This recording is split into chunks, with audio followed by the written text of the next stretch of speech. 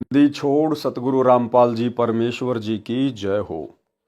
परम पिता परमात्मा सारी सृष्टि के रचनहार कुल मालिक असंख्य ब्रह्मांडों के स्वामी जगत गुरु तीनों लोकों में प्रवेश करके सबका भरण पोषण करने वाले राजाधिराज आत्माधार नाथों के नाथ देवों के देव महादेव सर्वेश्वर महेश्वर मृत्युंजय अजरो अमर आदि अनादि सनातनी प्रभु जगत पिता जगदीश्वर श्री श्री 1008 की उपाधि के वास्तविक अधिकारी अकाल मूरत शब्द स्वरूपी राम वासुदेव सर्वगतम ब्रह्म परम पूज्य प्रथम पूज्य परम संत परम पुरुष परम धनी परम दयालु सत्य कबीर हक्का कबीर अल्लाहु अकबर बाखबर अल्लाह ताला जगत के तारणहार जगत के मुक्तिदाता जगत के जगन्नाथ हारे के सहारे हिंदुओं के राम मुसलमानों के अल्लाह सिखों के वाहिगुरु ईसाइयों के मसीह दया के सागर दयानिधि करुणा के सागर करुणानिधि स्वयंभू परिभू संकट मोचन कष्ट हरण मंगल करण दुख भंजन अविगत कबीर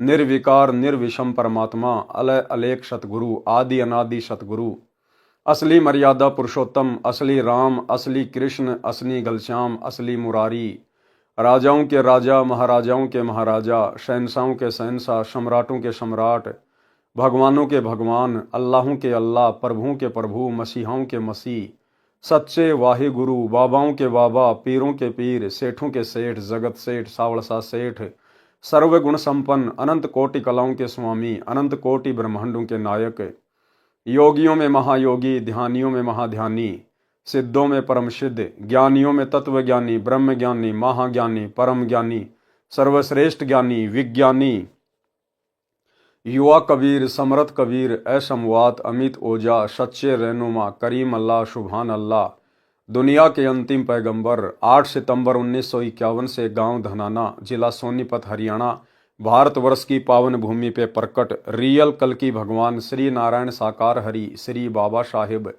संत श्रोमणी सतगुरु रामपाल जी परमेश्वर जी के चरण कमल में साध संगति से जुड़े हुए देश विदेश से आप और हम सभी सत्सेवक भाई बहनों का अनंत कोटि दंडोत प्रणाम।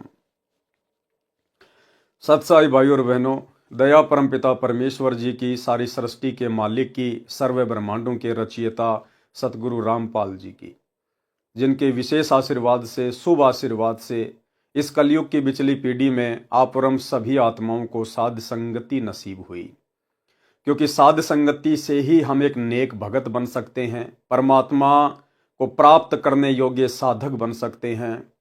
हमारे अंदर मर्यादाओं को लेकर वो भय उत्पन्न हो सकता है, मोक्ष प्राप्ति के लिए वो चिंता उत्पन्न हो सकती है जो अति आवश्यक है।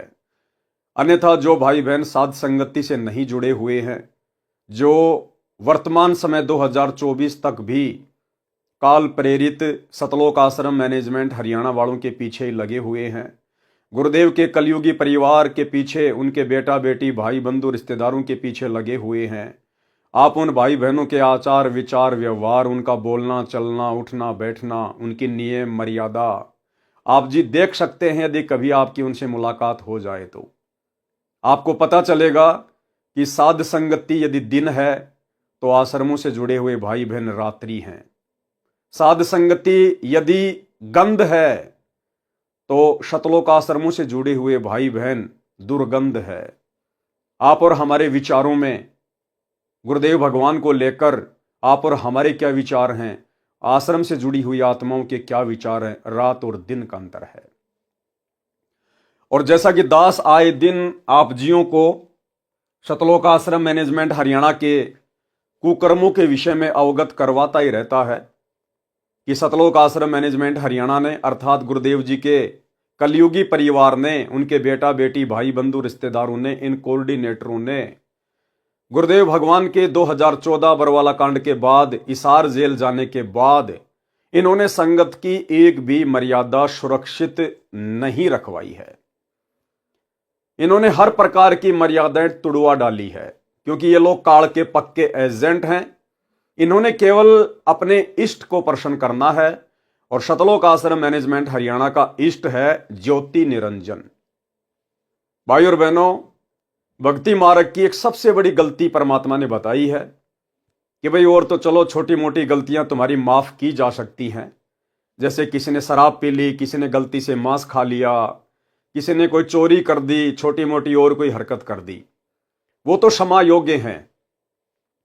परंतु एक भक्ति मार्ग में ऐसी गलती है, यदि वो गलती आपने एक बार भी कर दी तो भाई चांस बहुत कम है कि सतगुरु आपको माफ करे। और वो गलती है 100 वर्ष सतगुरु की पूजा, एक दिन आन उपासी, वो अपराधी आत्मा फिर पड़े काल की फांसी। आन उपासना, अन्य देवी देवताओं की पूजा करना या अन्य देवी देवताओं की पूजा में सहयोग करना, शास्त्र विरुद्ध साधना में सहयोग करना, ये सबसे बड़ी गलती है। इसे परमात्मा माफ नहीं करता है, क्योंकि सतलोक में हमने यही तो गलती की थी। हमारा पूज्य इष्ट, हमारा पूज्य परमेश्वर कबीर परमात्मा सतगुरु रामपाल जी, और हमने सतलोक में आस्था लगा ली इस काल के ऊपर। यानी हमने अपने परमेश्वर से आस्था हटा के और इस काल के ऊपर लगा ली, और परमेश्वर ने उसी गलती के चलते हमें फिर उसी काल के साथ नीचे 21 ब्रह्मांड में भेज दिया। और अभी तक हम यहीं फंसे पड़े हैं, सतलोक गए नहीं हैं। परमात्मा सतलोक उस समय लेके जाएगा जब पूरी तरह से चेक कर लेगा, देख लेगा कि वैसी ही गलती ये आत्माएं फिर से तो नहीं करेंगी। अच्छी प्रकार से धो मांज के फिर परमात्मा हमें सतलोक के लिए तैयार करेंगे। लेकिन यहां सतलोक आश्रम मैनेजमेंट हरियाणा जिस शास्त्र विरुद्ध साधना में सहयोग करने के लिए गुरुदेव भगवान हमें मना करते हैं, हमें बार बार जगाते हैं कि बच्चों, गलत काम करना या गलत काम में सहयोग करना दोनों ही महापाप हैं। लेकिन सतलोक आश्रम मैनेजमेंट हरियाणा है कि उन्हें कोई फर्क ही नहीं पड़ता है। लगता है किसी ने उनके ज्ञान वाली नस काट दी है। जिस प्रकार हम सत्सेवक भाई बहन अपने इष्ट, अपने गुरुदेव भगवान को सदकर्म करके उनकी मर्यादाओं में चलते हुए उन्हें प्रसन्न करने का पूर्ण प्रयास कर रहे हैं, क्योंकि गुरु को प्रसन्न किए बिना हम लाख जन्म भी सतलोक नहीं जा सकते। भक्ति अपनी जगह है, लेकिन गुरु की मेहर विशेष चाहिए। इन बातां के पाइए कर सतगुरु नजर निहाल, और राजी कर सतगुरु रूठे नू। लेकिन दूसरी तरफ सतलोक आश्रम मैनेजमेंट हरियाणा, गुरुदेव का कलयुगी परिवार या कोऑर्डिनेटर, अपने इष्ट ज्योति निरंजन को खुश करने का हम सत्सेवकों से कहीं ज्यादा भरकस प्रयास कर रहे हैं, क्योंकि काल ने इनकी स्पेशल ड्यूटी लगा रखी है कि तुम्हारा खुद का तो बेड़ा गर्क हुआ पड़ा है, तुम संत रामपाल जी की संगत का भी बेड़ा गर्क करो। ये स्पेशल काल के एजेंट है, काल के दूत है। क्योंकि सूक्ष्म रूप में कबीर परमेश्वर और ज्योति निरंजन की लड़ाई चल रही है, और धरातल पर उन दोनों के एजेंट आपस में लड़ रहे हैं ज्ञान आधार से। सतगुरु के एजेंट है सतसेवक, और ज्योति निरंजन काल के एजेंट हैं सतलोक आश्रम मैनेजमेंट हरियाणा वाले।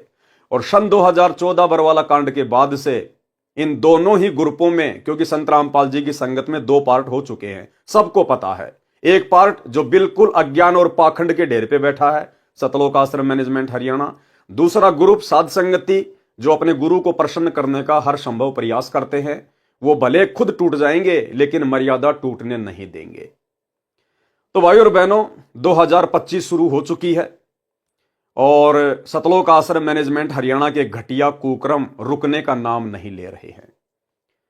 अभी कुछ ही दिन पहले सतगुरु रामपाल जी के बड़े लड़के ने समाज के साथ में, विशेषकर जाट समाज के साथ में, क्योंकि सतगुरु रामपाल जी के बेटे की जाति है जाट जाति, उसकी जीव जाति नहीं है, उसकी जाट जाति है। और उसका कोई भगत समाज नहीं है, उसका जाट समाज है।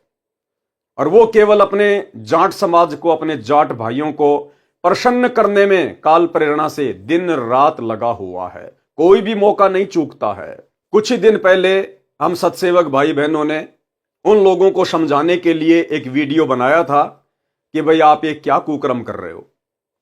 ये समाज के लिए धर्मशाला बनवाना, समाज वालों के साथ भाईचारा निभाना, ये भक्ति मार्ग में नहीं चलता। अब हमारी जाति जाट जाति नहीं है, अब हमारी जाति जीव है। हमें अपनी औकात का पता चल जाना चाहिए।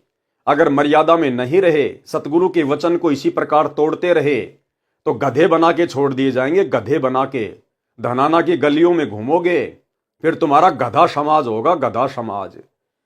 लेकिन भाई और बहनों, आप और हमारी बातों का इनके ऊपर कोई असर नहीं हुआ। और भला हो भी कैसे, जब ये लोग अपने बाप की बातों को, सतगुरु रामपाल जी परमेश्वर जी के सत्संगों को सीरियस नहीं ले रहे हैं, तो भला आप और उन सत्सेवक कौन से खेत की मूली हैं जो हमारी बात ये मानेंगे। तो हमने तो प्रयास किया था इनको समझाने के लिए, वीडियो बनाकर, कि हो सकता सुधर जाएं, आगे से ऐसी घटिया हरकत ना करें, ना खुद के कर्म फोड़ें और ना बेचारी भोली वाली संगत जो इनको भगत मानकर ज्योति पाठ और दान का पैसा इन आश्रमों में दे रही है, और उसी भोली वाली संगत के दान का दुरुपयोग ये जाट धर्मशाला बनवाने में, स्टेडियम बनवाने में, हॉस्पिटल बनवाने में, राजनीति करने में जो बर्बाद करवाया जा रहा है, तो बेचारी संगत के भी कर्म फूटने से बचें। लेकिन भाई और बहनों, कहते हैं कि गधे की आंख में जितना घी डालोगे वो उतना ही तुमसे नाराज होगा कि भाई ये तो मेरी आंख फोड़ने के लिए आ रहा है, क्योंकि गधे को ये नहीं पता कि आंख में घी डालने का मतलब क्या होता है, लेकिन वो तो उल्टा ही सोचेगा। तो आप और हम भगत भाई बहनों की बातों का सतगुरु रामपाल जी परमेश्वर जी के कलयुगी परिवार पे, इन कोऑर्डिनेटरों पे, आश्रम संचालकों के ऊपर कोई असर नहीं हुआ। उल्टा उन्होंने एक नया कांड और कर दिया, एक नया कांड और कर दिया उन्होंने। हाल ही कल ही इन्होंने क्या किया है, हरियाणा के सोनीपत जिले के गोहाना तहसील में, क्योंकि जो गांव धनाना है वो गोहाना तहसील के अंतर्गत आता है, और मुझे तो भाई और बहनों समझ में नहीं आ रहा कि सतगुरु रामपाल जी परमेश्वर जी का कलयुगी परिवार, विशेषकर उनके दोनों बेटे और उनका भाई, ये सारा का सारा भगत समाज का पैसा ये हरियाणा के गोहाना के भगतों के ऊपर ही क्यों लुटा रहे हैं।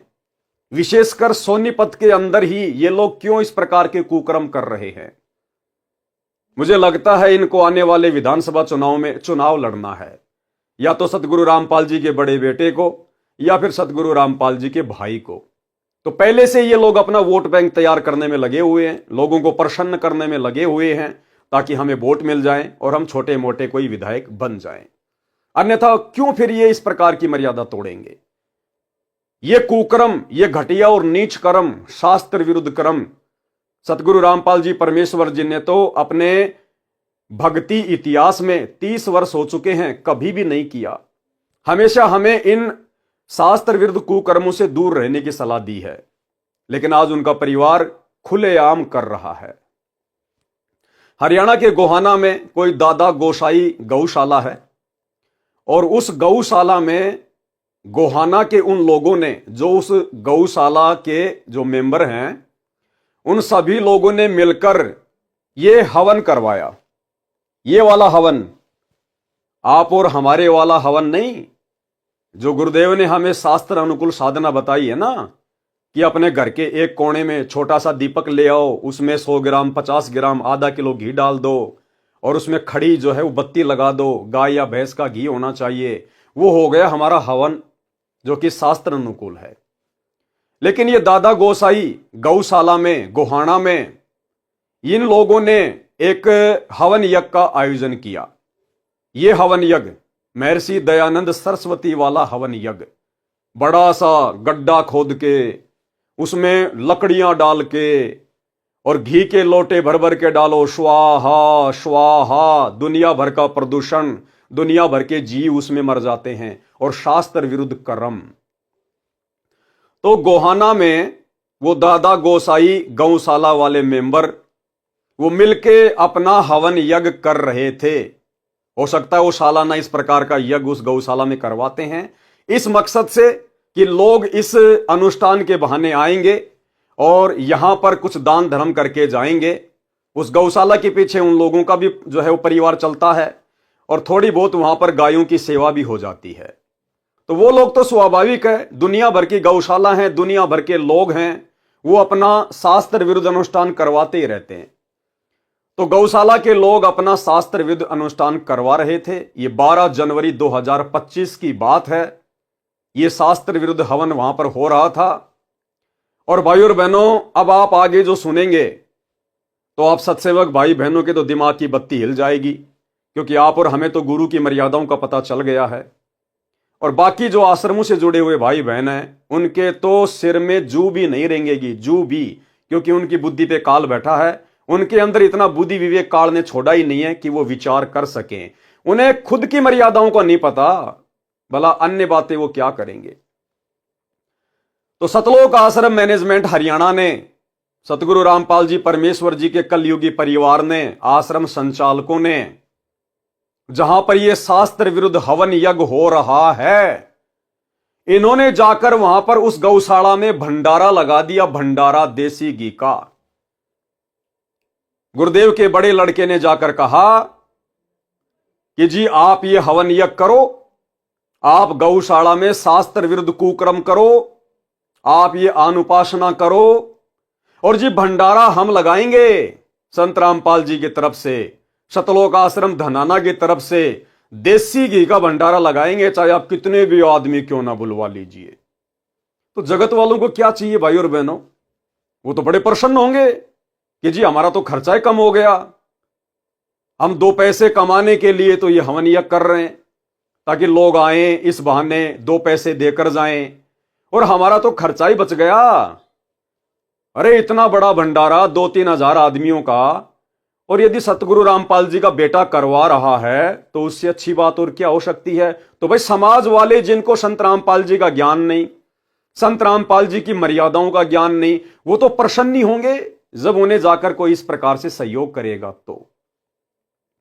लेकिन भाई सतगुरु रामपाल जी के विधान अनुसार, उनके सत्संगों के अनुसार ये आन उपासना में सहयोग करने में आता है, आन उपासना में सहयोग करने में। और देखो काल ने कितनी भयंकर चाल चली। काल को पता था कि सीधे सीधे तौर पर ये भगत सतगुरु से ज्ञान लेने के बाद मेरे जाल में नहीं फंसेंगे। काल ने सूक्ष्म चाल चली, सूक्ष्म चाल, और काल ने खड़ा कर दिया बरवाला कांड के बाद गुरुदेव के परिवार को, और नादान संगत ने उन काल एजेंटों के ऊपर केवल यह सोचकर अंधविश्वास कर लिया कि ये गुरुजी का भाई है, ये गुरुजी की बेटी है, ये गुरुजी की पत्नी है, ये गुरुजी के बेटे हैं, और ये तो बड़े बड़े कोऑर्डिनेटर हैं जो आश्रम में रहा करते थे गुरुजी के पास 24 घंटे। इस मूर्ख संगत ने इन काल एजेंटों पर आंख बंद करके अंधविश्वास कर लिया। ये अंधविश्वास करना था अपने गुरुजी के ऊपर, अपने गुरुजी के ज्ञान के ऊपर, लेकिन काल ने अंधविश्वास करवा दिया इन अपने एजेंटों के ऊपर।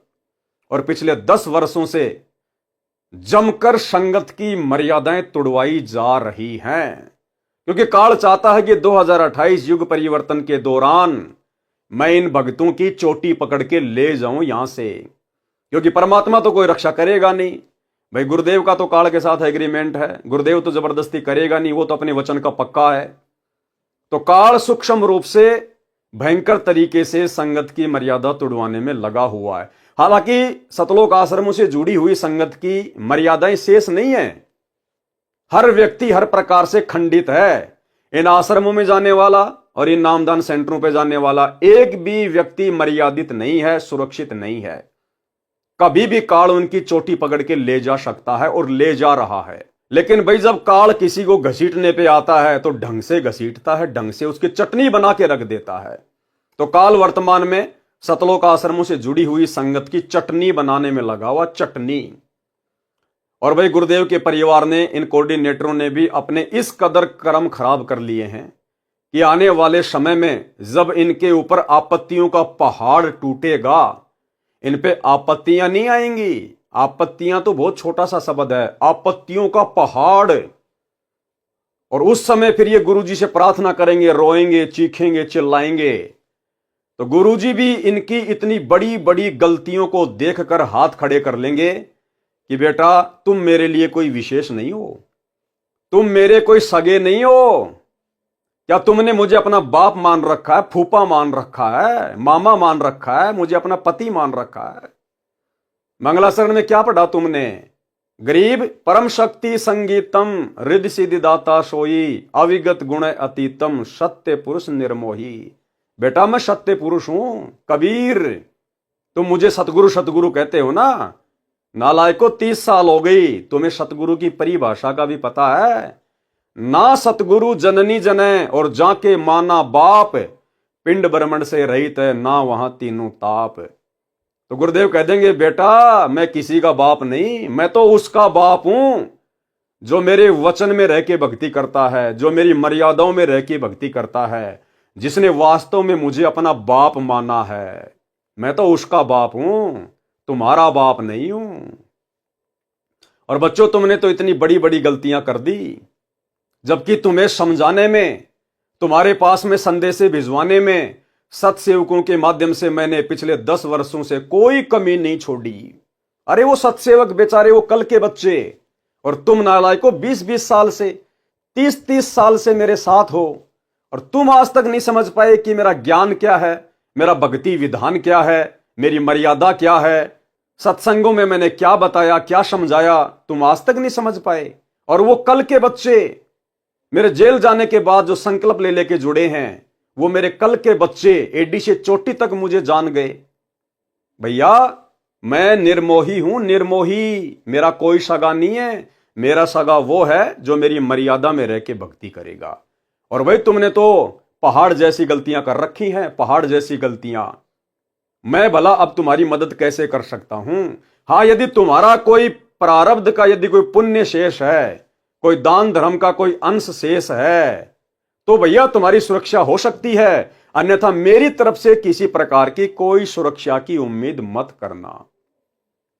तो भाई और बहनों, अब आपको दिखाता हूं ये गोहाना की गौशाला, जिसमें ये अनुपासी लोग, शास्त्र विरुद्ध साधना करने वाले लोग, जो गौशाला खोल के बैठे हैं, आम जगत के लोग, इन्होंने अपना वार्षिक अनुष्ठान किया, ये हवन यज्ञ करवाया, और उस हवन यज्ञ में जबरदस्ती एंट्री कार्ड ने करवा दी सतलोक आश्रम मैनेजमेंट हरियाणा की कि जी भंडारा हम करवाएंगे। तो अब आपको दिखाते हैं सतलोक आश्रम मैनेजमेंट हरियाणा का भंडारा। और थोड़े दिन पहले ये लोग जो प्रचार कर रहे थे ना, ये सा न्यूज चैनल हरियाणा, सा न्यूज चैनल हरियाणा, यही सब खबरें डालने के लिए इन्होंने भक्तों की ड्यूटी लगाई थी, गांव गांव गली गली, कि लोगों के मोबाइल हाथ में ले लेके चैनल को सब्सक्राइब करवाओ। ये न्यूज दिखाने के लिए, इस पाखंड को, जिस पाखंड को समाप्त करने के लिए सतगुरु रामपाल जी सतलोक से चल के आए हैं, जिस शास्त्र विरुद्ध हवन को, पाखंड को समाप्त करने के लिए सतगुरु रामपाल जी ने दुनिया से पंगा लिया, ये महर्षि दयानंद के द्वारा शुरू किया गया पाखंड है, जिसके कारण 21 महीने गुरुदेव रोहतक की जेल में रहे, आज 10 साल से हिसार की जेल में बैठे हैं।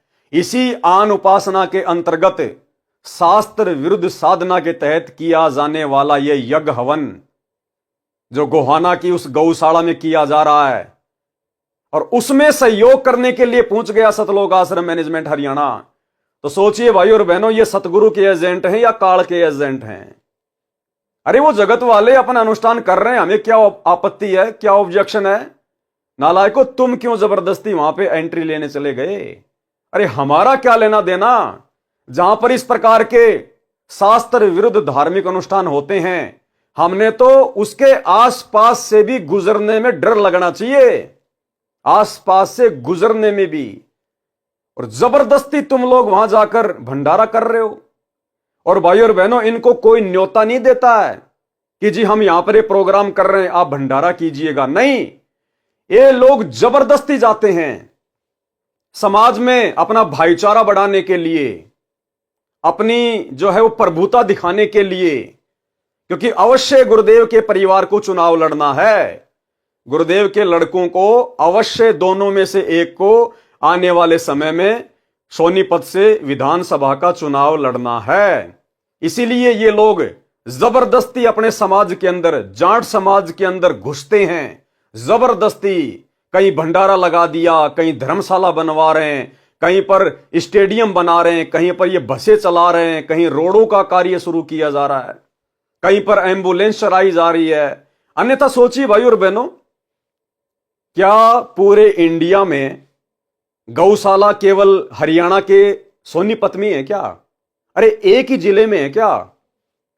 ये लोग जितने भी कार्य कर रहे हैं शास्त्र विरुद्ध, ये हरियाणा के सोनीपत में क्यों करते हैं? अपने जाट समाज वालों के लिए क्यों करते हैं? अरे बाकी स्टेट में भी तो सतलोक आश्रम खुले हुए हैं, वहां भी तो आसपास में गौशाला हैं, उनके भी तो धार्मिक हवन यज्ञ होते हैं। उधर भी तो अन्य समाज की धर्मशालाएं बन रही हैं। वहां के लोगों को भी तो बसों की आवश्यकता है, एम्बुलेंस की आवश्यकता है। वहां के लोगों के गांवों की भी तो सड़कें खराब हैं। फिर वहां इस प्रकार के कार्य क्यों नहीं किए जा रहे? केवल धनाना गांव के आसपास सोनीपत जिले में और विशेषकर गोहाना तहसील में ही और विशेषकर जाट समाज के अंतर्गत होने वाले कार्य ही क्यों किए जा रहे हैं? क्योंकि ये बेबुद्धि के लोग हैं। कौन? सतगुरु रामपाल जी के दोनों लड़के, ये बेबुद्धि के प्राणी हैं। सतगुरु रामपाल जी का भाई महा बेबुद्धि का प्राणी, और इनको किसी ने बांस के ऊपर चढ़ा रखा है कि भैया समाज में अपनी प्रभुता कायम करो, भाईचारा बढ़ाओ। आने वाले समय में तुमको विधानसभा का चुनाव लड़ना है, तुम्हारे को राजनेता बनना है। और ये ठहरे भंडारा एक्सपर्ट। संत रामपाल जी का परिवार केवल भंडारा एक्सपर्ट है, भंडारा एक्सपर्ट है। आप इनसे कैसा ही भंडारा करवा लो, और मैं गारंटी देता हूं भाई और बहनों, अगर गोहाना तहसील का या सोनीपत जिले का कोई बड़ा नेता, एमपी, एमएलए, अगर उसकी माता की या उसके पिताजी की डेथ हो जाए, निधन हो जाए, और वो एमपी या एमएलए संत रामपाल जी के बड़े लड़के के पास संदेशा भिजवाए कि भाई मेरी माता जी एक्सपायर हो गई है, परसों उसकी 13वीं है, और मैंने तो भाई 5 गांवों को निमंत्रण दे दिया, पूरे गोहाना तहसील को मैंने आमंत्रण दे दिया आने के लिए, भंडारे के लिए, और भाई मैं ये व्यवस्था कर नहीं पाऊंगा, इतना सक्षम नहीं हूं, तो आगे बोलने की जरूरत नहीं है उसको, विधायक को, एमपी को ना। आगे तो फिर काल प्रेरणा से सतगुरु रामपाल जी का बड़ा बेटा बोलेगा कि सरपंच जी टेंशन लेने की जरूरत को नहीं, यो वीरेंद्र पाल जब तक जिंदा है, जब तक यो भंडारा एक्सपर्ट जिंदा है, तब तक कोई दिक्कत को नहीं आने दे। और तुरंत फोन कर देगा सतलोक आश्रम धनाना में वहां के भंडारी को, राजवीर दास को, कि भाई राजवीर दास करिए, मूर्खों की सेना तैयार, और भाई भंडारा लगाना है यहां पे। मंत्री जी की माता जी की 13वीं चल रही है, इन्हें कोई फर्क नहीं पड़ता, क्योंकि यहां इस गौशाला में भी इन्होंने जाकर भंडारा लगा दिया जहां पर आन उपासना हो रही है, तो वो 13वीं भी आन उपासना है, और ये इस प्रकार का महर्षि दयानंद सरस्वती वाला हवन यज्ञ भी आन उपासना है। इन्हें कोई फर्क नहीं पड़ता भाई और बहनों, इन्हें केवल भाईचारा निभाना है, समाज में अपनी जो प्रभुता है उसको कायम करना है, क्योंकि इन लोगों ने चुनाव लड़ना है। तो अब ये छोटा सा वीडियो दास आपको दिखाना चाहेगा, देख लीजिएगा आप। इन्हीं सतलोक आश्रम वालों ने, इन बेबुद्धि के इंसानों ने अपने खुद के न्यूज चैनल पे डाला है, सा न्यूज हरियाणा, और क्या कह रहे हैं सुन लीजिएगा। के साथ साथ भंडारे और रक्तदान का कार्यक्रम भी आयोजित हुआ। खास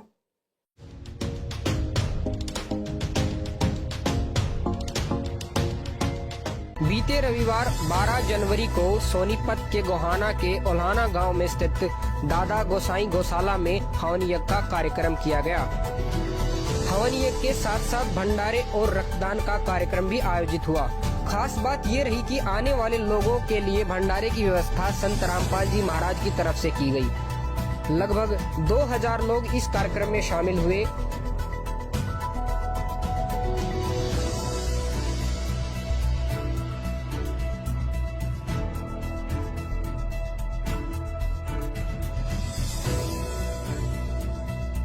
इस भंडारे में लोग इस कदर मुरीद हुए कि भंडारे की जमकर तारीफ की। यहाँ पे जो ये भंडारा वगैरह यहाँ पे जो व्यवस्था करवाई गई है, तो आपको कैसा लगा है भंडारा? बहुत बढ़िया भाई, इस तो बढ़िया है ही नहीं, कुछ भंडारा तो बढ़िया। और यहाँ पे जो भंडारे की व्यवस्था करवाने समय जो साफ सफाई स्वच्छता के यहाँ पे पूरा ध्यान रखा गया। अब ये जगत वालों से इंटरव्यू ले रहे हैं सतलोक आश्रम मैनेजमेंट हरियाणा वाले कि यहाँ पर दादा गोसाई धर्मशाला में जो भंडारा लगाया गया है, आपको भंडारा कैसा लगा? तो जगत वाले भैया जो बेचारे डालडा का भंडारा खाते हैं, कहीं भी जाते हैं डालडा के उनको लड्डू मिलते हैं, डालडा का चूरमा मिलता है, तो जब उनको देसी घी का खाना मिलेगा तो वो तो बड़ाई करेंगे करेंगे। अरे जगत वालों को मुफ्त में खाने को मिल जाए, इससे अच्छा और क्या है? और जगत वाले क्यों नहीं बड़ाई करेंगे खा के भाई? क्योंकि ना बेचारों को संत रामपाल जी के ज्ञान का पता, ना इनको उनकी मर्यादाओं का पता। अगर ये किसी भगत का इंटरव्यू लें जो साध संगति से जुड़ा हुआ है तो 2 मिनट में इनकी धोती सी धोके रख देगा कि क्या भंडारा, नालायकों क्यों अपने कर्म खराब कर रहे हो, क्यों संगत की ऐसी तैसी करवा रहे हो। तुम्हारे बाप सतगुरु रामपाल जी ने कौन से दिन इन धार्मिक शास्त्र विरुद्ध इन हवन यज्ञों में सहयोग किया था। अरे 30 साल हो गई, क्या संत रामपाल जी के समय ये शास्त्र विरुद्ध धार्मिक अनुष्ठान नहीं होते थे क्या कभी संत रामपाल जी ने कभी भंडारा लगाया क्या। शतलोक आश्रम बरवाला के या करोथा के अलावा कभी सतगुरु रामपाल जी ने इस प्रकार जगत वालों के लिए आन उपासना में सहयोग करते हुए भंडारा लगाया क्या। क्यों अपने कर्म फोड़ रहे हो, भक्ति कर लो बैठ के। ये काल तुम्हारे सिर पर खड़ा होके नंगा नाच रहा है, आने वाले समय में तुम्हारी दुर्गति करवाएगा। लेकिन ये बेचारे इन लोगों के इंटरव्यू लेते हैं जो उस भंडारे में खाना खाते हैं। अब देसी घी का भंडारा खा के आदमी बुराई थोड़ी करेगा। और वैसे भी ये जगत वाले बेचारे, इनको क्या पता संत रामपाल जी का क्या नियम है, क्या मर्यादा है। तो ये इनके इंटरव्यू ले रहे हैं और फिर अपनी जो है वो प्रभुता के लिए फिर अपने न्यूज चैनल पे डालते हैं। इनको इतनी भी शर्म नहीं है कि नालायकों, जब भगत समाज इन वीडियो को देखेगा तो सारे तो तुम्हारी तरह काल प्रेरित नहीं है, सारे तो तुम्हारी तरह कोई बेबुद्धि वाले नहीं है। इन आश्रमों में भी बहुत अच्छी अच्छी आत्माएं फंसी हुई हैं। कोई तो विचार करेगा। तो ये बुद्धि भी भाई और बहनों परमात्मा ने इनकी ऑफ कर रखी है कि ये नालायक तो संभलने वाले नहीं है, सुधरने वाले नहीं है। मेरे बेटा बेटी भाई बंधु रिश्तेदार कोऑर्डिनेटर, ये तो सुधरने वाले नहीं है। इनको तो अगले जन्म में गधा बनना ही बनना है। इन्होंने तो भयंकर अपने कर्म फोड़ लिए। लेकिन इन लोगों के द्वारा काल जो कुकर्म करवा रहा है, कम से कम इन वीडियो को देखकर उन आश्रमों में जाने वाली संगत में से कुछ भाई बहन तो समझेंगे। वो तो इन लोगों को ज्योति पाठ और दान का पैसा देके इन मर्यादा विहीन लोगों के संचालन में इन आश्रमों में जा जाके अपने कर्म फोड़ने से बचेंगे। बस यही चाहते हैं परमात्मा कि मेरी आत्माएं उन आश्रमों से निकल जाएं इनके कुकर्मों को देखकर। इसलिए परमात्मा इनकी बुद्धि ऑफ कर देते हैं और इन्हीं के कुकर्मों के वीडियो इन्हीं के हाथों से इन्हीं के चैनल पर डलवा देते हैं। और वो वीडियो परमात्मा फिर मुझ दास तक पहुंचा देता है। दास फिर सतगुरु आशीर्वाद से उसका पोस्टमार्टम करके आप लोगों के सामने पेश कर देता है। फिर कल को कोई भी सतगुरुदेव भगवान को उलाना देने वाला नहीं होगा कि गुरुजी मुझे पता नहीं था, गुरुजी मुझे किसी ने बताया नहीं था। तो ये जगत वालों का इंटरव्यू ले रहे हैं। पूरा रामपाल महाराज जी की अनुयायियों का, उनके भक्तों का, उनके कार सेवकों का धन्यवाद करता हूं जिन्होंने ईमानदारी से अपनी ड्यूटी का पालन किया। बहुत बड़ा सराहनीय योगदान आप लोगों का रहा है, हम इसके लिए बधाई देते हैं। हमारी जो दादा गोसाई गौशाला आहुलाना के प्रांगण में, जिसके प्रधान जी बलवान सिंह सानिध्य में आज बहुत बड़ा कार्यक्रम, यहाँ पे हवन यज्ञ और भंडारे का आयोजन, एक सांस्कृतिक कार्यक्रम का एक बल डोनेशन किया। बहुत साथियों ने, युवा साथियों ने यहाँ पे रक्तदान शिविर में भाग लिया है। बहुत अच्छी खाने की व्यवस्था प्रधान जी ने, पूरी टीम ने यहाँ पे ईमानदारी से सब भाइयों ने मिलजुल कर काम किया। दर्शकों, अभी आपको दिखाया था हमने गौशाला, अभी हम आ चुके हैं भंडार घर में, जहाँ इस आदमी को तो आप जानते होंगे, ये लगभग 15-20 साल से सतगुरु रामपाल जी से जुड़ा हुआ है और विशेषकर इसको भंडारी की सेवा दी गई है सतलोक आश्रम धनाना में। वर्तमान में सतलोक आश्रम बरवाड़ा में भी ये भंडारे में सेवा करता था, भंडारी, और वर्तमान में ये धनाना आश्रम में भंडारी है। तो जहां भी कोई भंडारा करवाना होता है तुरंत इन जैसे लोगों को आगे कर दिया जाता है। तो भाई और बहनों, देखो इनको क्या समझा इन्होंने, क्या सीखा इन्होंने। अरे 20-20 साल, 25-25 साल सतगुरु की शरण में पड़े हैं और इनको अभी तक ये भी नहीं पता कि मर्यादा क्या है गुरु की। अगर हम इस प्रकार से शास्त्र विरुद्ध हवन यज्ञ में जाके भंडारा लगाएंगे, सहयोग करेंगे, तो हमारी मर्यादा बचेगी या टूटेगी। ये लोग तो बढ़ावा दे रहे हैं अनुपासना को। अरे जगत वालों को बढ़िया तो हवन देखने को मिल गया, बढ़िया उनको देसी घी का भंडारा मिल गया, तो क्यों पीछे हटेंगे वो लोग शास्त्र विरुद्ध साधना करने से। उनकी तो मौज हो रही है, अच्छी बात है, बढ़िया बात है। और इस पूरे वीडियो में अगर आपने नोट किया हो, इसने जिसके भी इंटरव्यू लिए हैं, कहीं कोई संत रामपाल जी के ज्ञान की बात नहीं कि जी आप संत रामपाल जी से नाम लेना चाहोगे क्या आप संत रामपाल जी के सत्संग सुनते हो क्या। आप जो भी बातें सुनोगे केवल यही, सर आपको भंडारा कैसा लगा, सर आपको भंडारे का टेस्ट कैसा लगा, सर भंडारे की व्यवस्था के बारे में, साफ सफाई के बारे में आप जी क्या कहना चाहेंगे। इसके अलावा और कोई पॉइंट नहीं, कोई बात नहीं। तो भाई और बहनों, सतलोक आश्रम मैनेजमेंट हरियाणा की बुद्धि पे काल नंगा होके नाच कर रहा, नंगा होके। इन लोगों की तो मंत्रा की तरह बुद्धि हर ली गई है, हर ली गई है। जहाँ पे यहाँ पे भंडारे की व्यवस्था की गई है, आप मेरे पीछे देख सकते हो। यहाँ पे जो ये हवन यज्ञ हुआ था, उस हवन यज्ञ में यहाँ पे जो भंडारे की व्यवस्था की गई है। अब भंडारे की पूरी व्यवस्था के जो इंचार्ज है, हम उनसे बात करेंगे और सारी बातें जानने का ट्राई करेंगे। सर नमस्कार। नमस्कार जी। क्या नाम है सर आपका? राजवीर दास। सर आप कहाँ से हैं? सतलोक आश्रम तराना धाम से। सर सतलोक आश्रम से हैं आप तो, और यहाँ पे जो पूरे भंडारे की व्यवस्था सुनने में आया कि आश्रम की तरफ से हुआ है, इसके पीछे क्या पूरा प्रोसीजर रहा? प्रोसीजर तो यही है जी, गौशाला के प्रधान की दर्शन दी जो के वास्ते उन्होंने प्रार्थना वंदना की, परमात्मा का आदेश आ गया, तो आदेश को पाकर हम यहाँ भंडारे की व्यवस्था करते हैं। सतलोक आश्रम तराना से सभी सेवादार इकट्ठे होकर सेवा में आते हैं। तो ये बताइए कि यहाँ पे अभी आपके साथ में कितने लोग आए थे टीम में व्यवस्था करने के लिए, या फिर पूरा भंडारा बनाने की व्यवस्था की? 15 से 20 सेवादार थे जो भंडारे की व्यवस्था को संभालते हैं। परमात्मा की दया से बहुत अच्छा भंडारा चल रहा है, आप लोग देख भी रहे हो। किसी प्रकार की कोई त्रुटि नहीं है, साफ सफाई का विशेष ध्यान रखा जा रहा है। और यहाँ पे जो ये भंडारा वगैरह हुआ है, तो क्या आपके जो अपने यहाँ पे व्यवस्था करवाई उससे वो संतुष्ट है, फिर आपसे उनका जो तालमेल वगैरह है, कैसा रहा आपका सारा बातचीत होगी? नहीं, गुरुजों की दया से बहुत अच्छा तालमेल है और आगे भी रहेगा। भविष्य में भी परमात्मा की दया से ऐसे भंडारे के अनुसार चलते रहेंगे। और तालमेल बहुत अच्छा है, व्यवस्था से भी वे खुश है, सभी भाई खुश है, गाँववासी भी खुश है, तो भंडारा ग्रहण कर रहे हुए भी खुश है। ठीक, धन्यवाद सर।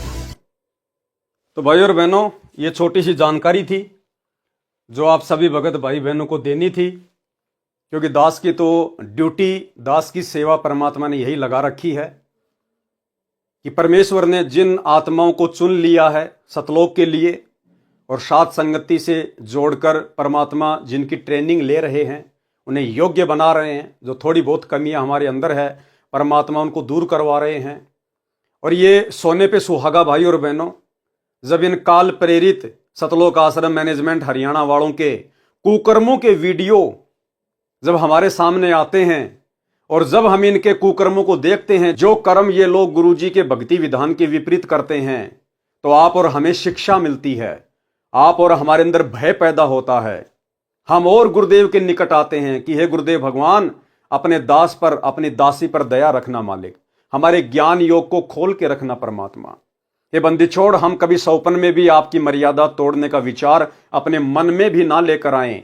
जिस प्रकार ये आपके परिवार वाले, सतलोक आश्रम मैनेजमेंट हरियाणा वाले, ये धड़ल्ले से आपकी मर्यादाओं की धज्जियां उड़ा रहे हैं।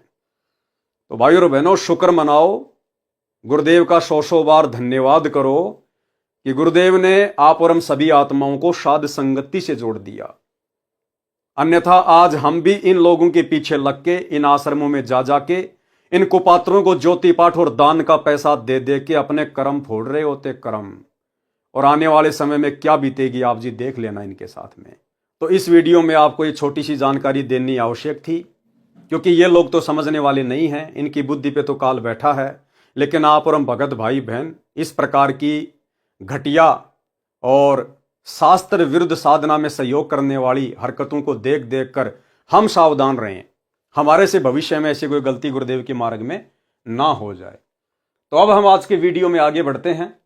आज गुरुदेव भगवान के आशीर्वाद से, उनके कर कमल से लिखित पवित्र पुस्तक मुक्ति बोध के ऊपर ये 8वें नंबर का वीडियो है।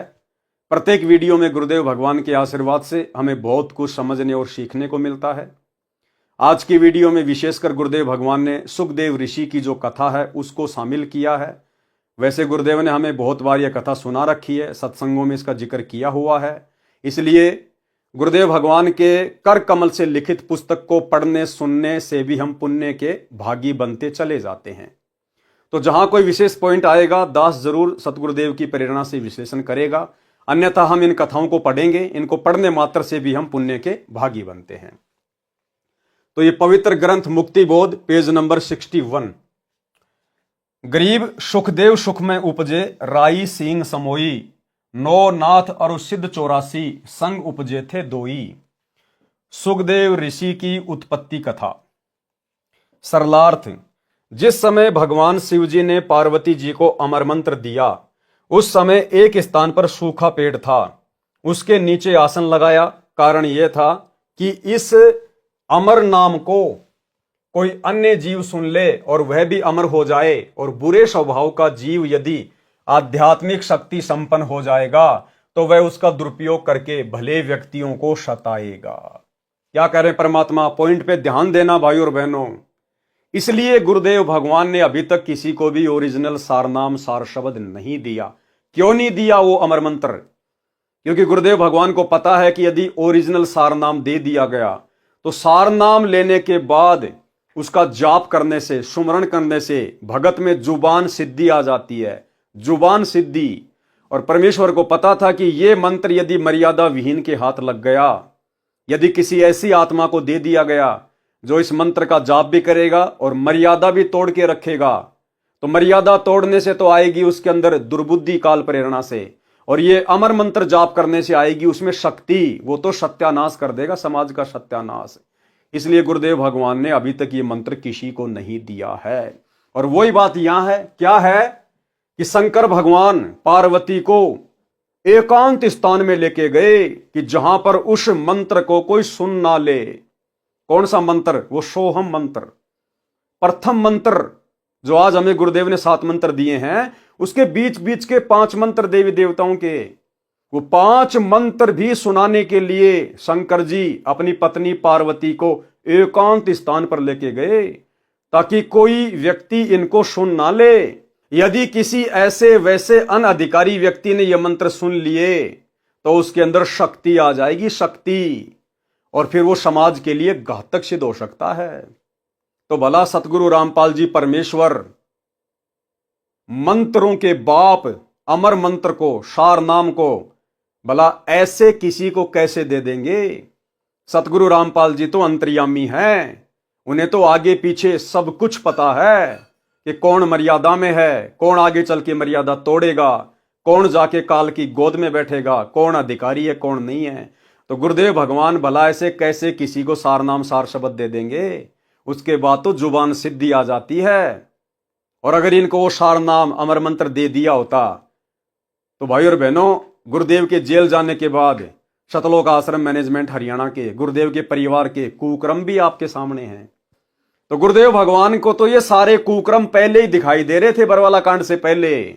इसलिए गुरुदेव ने किसी को भी सार नाम सार शब्द नहीं दिया।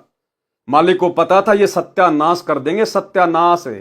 और सबसे पहले तो जुबान सिद्धि से बद्दुआ दे दे के मेरे सत्सेवक बच्चों को मार देंगे ये, क्योंकि मेरे सत्सेवक बच्चे आगे चलकर इनके अज्ञान और पाखंड की डंके की चोट पे पोल खोलेंगे, डंके की चोट पे। और जब आज ही ये लोग हमारा जीना दूभर कर रहे हैं, हमारे ऊपर मुकदमे लगा दिए, जेल करवा दी, साथ संगति में आके मार पिटाई करते हैं, घरों में घुस घुस के गुंडे ला ला के हमारे साथ मार पिटाई करवाते हैं, तो गुरुदेव को क्या इन बातों का पता नहीं था कि अगर इनको वो सार नाम सार शब्द दे दिया तो इनको तो पुलिस और गुंडों की भी जरूरत नहीं पड़ेगी, ये तो जुबान सिद्धि से बद्दुआ दे दे के मेरी संगत का सत्यानाश कर देंगे। इसलिए परमात्मा ने अभी तक वो अमर मंत्र किसी को नहीं दिया। वो अमर मंत्र के लिए परमात्मा अब अपनी आत्माओं को साथ संगति से जोड़ के योग्य बना रहे हैं। तो क्या कहा शंकर जी ने, क्या कारण था? कारण यह था कि इस अमर नाम को कोई अन्य जीव सुन ले और वह भी अमर हो जाए, और बुरे स्वभाव का जीव यदि आध्यात्मिक शक्ति संपन्न हो जाएगा तो वह उसका दुरुपयोग करके भले व्यक्तियों को सताएगा। जिस प्रकार ये मैनेजमेंट वाले बुरे स्वभाव के व्यक्ति आज हम भले आदमी सत्सेवकों को सता रहे हैं, तो वह उसका दुरुपयोग करके भले व्यक्तियों को सताएगा। इसलिए सब गुरुजन एकांत स्थान पर केवल उपदेश देने योग्य हुए व्यक्तियों को ही बैठाकर नाम देते हैं। भगवान शंकर जी ने अपने हाथों से ताली बजाई, जिसका भयंकर नाद यानी शोर हुआ। आसपास के पशु तथा पक्षी डरकर दूर चले गए। सूखा वृक्ष इसलिए चुना था कि कोई पक्षी आएगा तो तुरंत दिखाई देगा। उस वृक्ष की खोगर यानी वृक्ष के थोते तने में मादा तोते ने अंडे पैदा कर रखे थे। एक अंडा अस्वस्थ था, अन्य स्वस्थ थे। वे शंकर जी की ताड़ी यानी हाथों की आवाज से ही पक्षी बनकर उड़ गए। वह खराब गंदा हुआ अंडा रह गया। जिस जीव को वह अंडा प्राप्त हुआ था वह उस अंडे में बैठा था, उसके परिपक्व होने तथा स्वयं को शरीर प्राप्त करने का इंतजार कर रहा था। जैसे बच्चा गर्भ में आने से ही माता पिता उसे अपना मान लेते हैं, इसी प्रकार जीव जिस शरीर या अंडे में प्रवेश होता है तो उसे अपना मान लेता है। मृत्यु के उपरांत शमशान घाट पर अंतिम संस्कार के पश्चात बची हुई हड्डियों के टुकड़ों को उठाकर किसी अथाह दरिया में बहा देते हैं, जिसको अस्थियां उठाना या फूल उठाना कहते हैं। अब आम समाज में जब कोई व्यक्ति मर जाता है, स्त्री या पुरुष, उसके बाद उनकी हड्डियों को गंगा जी में क्यों जल प्रवाहित करके आते थे, उसका क्या कारण था जो आज एक परंपरा बनी हुई है। उसका कारण यही था भाई और बहनों कि शास्त्र अनुकूल साधना तो थी नहीं, और मरने के बाद में फिर क्या होगा, वो प्रेत योनि में जाएगा या फिर वो नरक में जाएगा। यदि शरीर छूटने के बाद में किसी को प्रेत योनि मिल गई तो वो प्रेत सीधा सूक्ष्म रूप में अपने उसी गांव, अपने उसी घर में आता है, और घर में आने के बाद फिर वो देखता है कि यहां तो सब रो रहे हैं, क्यों रो रहे हैं, मैं तो आ गया। अब उसको ये नहीं पता कि मेरा शरीर छूट गया, और वो घर वालों से कहता है, बातें करता है कि तुम क्यों रो रहे हो, मैं आ गया, मैं जिंदा हूं, आगे लिखा हुआ इसमें। लेकिन जो दूसरे जो प्रेत होते हैं, क्योंकि भाई और बहनों अनगिनत प्राणी प्रेत योनि में, भूत योनि में आप और हमारे चारों तरफ घूमते रहते हैं, वो सूक्ष्म शरीर में होते हैं, इसलिए हमें दिखाई नहीं देते। और एक सत्संग में गुरुदेव भगवान ने बताया कि प्रत्येक स्त्री या पुरुष के अंदर भूत रहते हैं, प्रेत रहते हैं। अब ये बात अलग है कि उनके संस्कारवश वो उनको दुखी नहीं करते, उनको परेशान नहीं करते। बाकी सबके अंदर प्रेत हैं, सबके अंदर भूत हैं, केवल हम भक्तों को छोड़कर, सतगुरु रामपाल जी परमेश्वर जी के मर्यादित भक्तों को छोड़कर सभी के अंदर भूत प्रवेश हैं, जो है प्रेत प्रवेश हैं। तो जब वो प्रेत योनि प्राप्त करके सीधा अपने घर पे आता है तो घर वालों से कहता है कि तुम रो क्यों रहे हो, मैं आ तो गया। लेकिन घर वाले उसको सुन नहीं सकते, उसको देख नहीं सकते। फिर अन्य जो प्रेत होते हैं जो घूम रहे होते हैं वहां पर, जिनको एक्सपीरियंस हो जाता है इस बात का, वो कहते रहे भाई तू सूक्ष्म शरीर में है और ये तेरे को सुन नहीं सकते, तेरे को देख नहीं सकते ये। फिर उसको चिंता बनती है कि फिर मेरा शरीर कहां है। फिर उसको याद आया कि मेरे को तो शमशान घाट में लेके गए थे। फिर वो शमशान घाट में जाता है और वहां जाके उसका शरीर तो मिलता नहीं। फिर वहां जो हड्डियां वड्डियां होती हैं वो उन हड्डियों को अपना शरीर समझ के उनसे चिपक जाता है, वो उनसे चिपक जाता है। और फिर क्या करता है, वो अपने घर वालों को परेशान करता है, दुखी करता है, उनके काम धंधे में जो है वो नुकसान कर देता है, उनके जो है वो पशुओं में नुकसान कर देता है। तो फिर जो अन्य लोग थे, जो पंडित, जो ब्राह्मण लोग थे, उन्होंने बताया कि साहब ऐसी ऐसी बात है, वो प्रेत योनि को प्राप्त है और वो तुम्हें दुखी कर रहा है।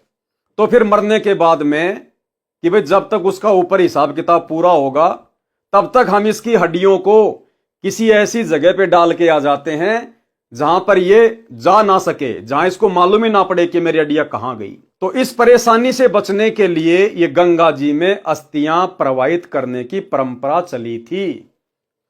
अब हम हो गए सतगुरु रामपाल जी के भगत, हमें मिल गई शास्त्र अनुकूल साधना, तो हम प्रेत बनेंगे नहीं। और जो हमारे परिवार के मेंबर हैं, जो रिश्तेदार हैं, जो सतगुरु रामपाल जी की भक्ति नहीं कर रहे, वो बनेंगे प्रेत। अगर वो प्रेत बनेंगे तो वो हमें किसी प्रकार का कोई नुकसान दे नहीं सकते, क्योंकि हम तो सतगुरु के शरण में हैं, हमारे ऊपर उनका कोई किसी प्रकार का प्रभाव नहीं होगा। तो ना तो हमने किसी भी उपदेशी भाई बहनों की अस्थियों को जलाने के बाद गंगा जी में डालना है, हमने छेड़ना ही नहीं, पड़ी रहो वहां पे, हमारे लिए कुछ नहीं है। ना हमने जमीन में दाबना, ना हमने कहीं उठा के फेंकना। भक्तों की हड्डियों को, और रिश्तेदारों का तो फिर मतलब ही क्या रह गया, उनकी हड्डियों को उठाना, गंगा जी में ले जाना, हम इस पाखंड में सहयोग नहीं करेंगे। और दूसरा क्या था भाई और बहनों, जब वो प्रेत आता था, शमशान में जाता था, हड्डियों से चिपक जाता था, उसके बाद जो ये सेवड़े होते हैं जंत्र मंत्र करने वाले, ये जंत्र मंत्र करके और उस आत्मा को अपने वश में कर लेते थे। और यदि किसी का कोई मूठ छोड़नी हो, किसी के ऊपर कोई वशीकरण करना हो, किसी का कोई बुरा करना हो, कोई हानि करनी हो, तो लोगों से पैसे वासे लेके ये फिर उन आत्माओं का वहां पर ये दुरुपयोग किया करते थे।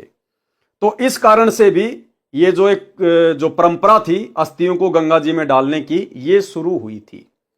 लेकिन अब ये परंपरा आप और हमारे लिए नहीं है। हम सच्चे गुरु की शरण में आ गए, सर्वशक्तिमान परमात्मा की शरण में आ गए, जिस परमात्मा से ये भूतों का नाथ काल भगवान भी डरता है, कांपता है। फिर भला ये छोटे मोटे भूत प्रेत आप और हमारा क्या बिगाड़ लेंगे। ना हमने अपने किसी रिश्तेदार का इस पाखंड में सहयोग करना है।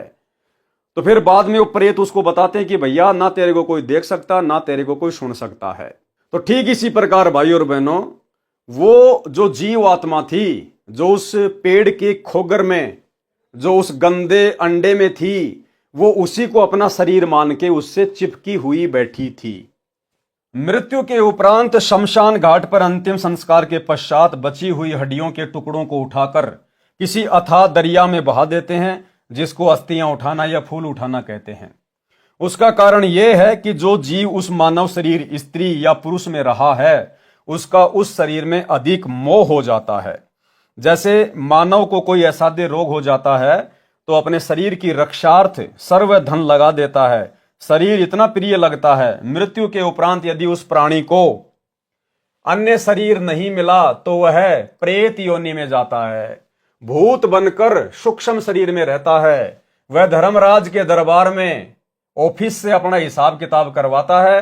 यदि प्रेत योनि प्राप्त करता है तो अपने घर आता है, अपने परिवार के व्यक्तियों से मिलकर बातें करने की कोशिश करता है और कहता है कि क्यों रो रहे हो, मैं आ गया हूं। परंतु सूक्ष्म शरीर होने के कारण परिवार के व्यक्ति न उसे देख पाते हैं और न उसकी आवाज सुनते हैं। तब उसको अन्य प्रेत बताते हैं जो आसपास में घूमते रहते हैं बहुत। तब उसको अन्य प्रेत बताते हैं कि ये तेरे को देख नहीं पा रहे हैं क्योंकि तेरा स्थूल शरीर नहीं रहा।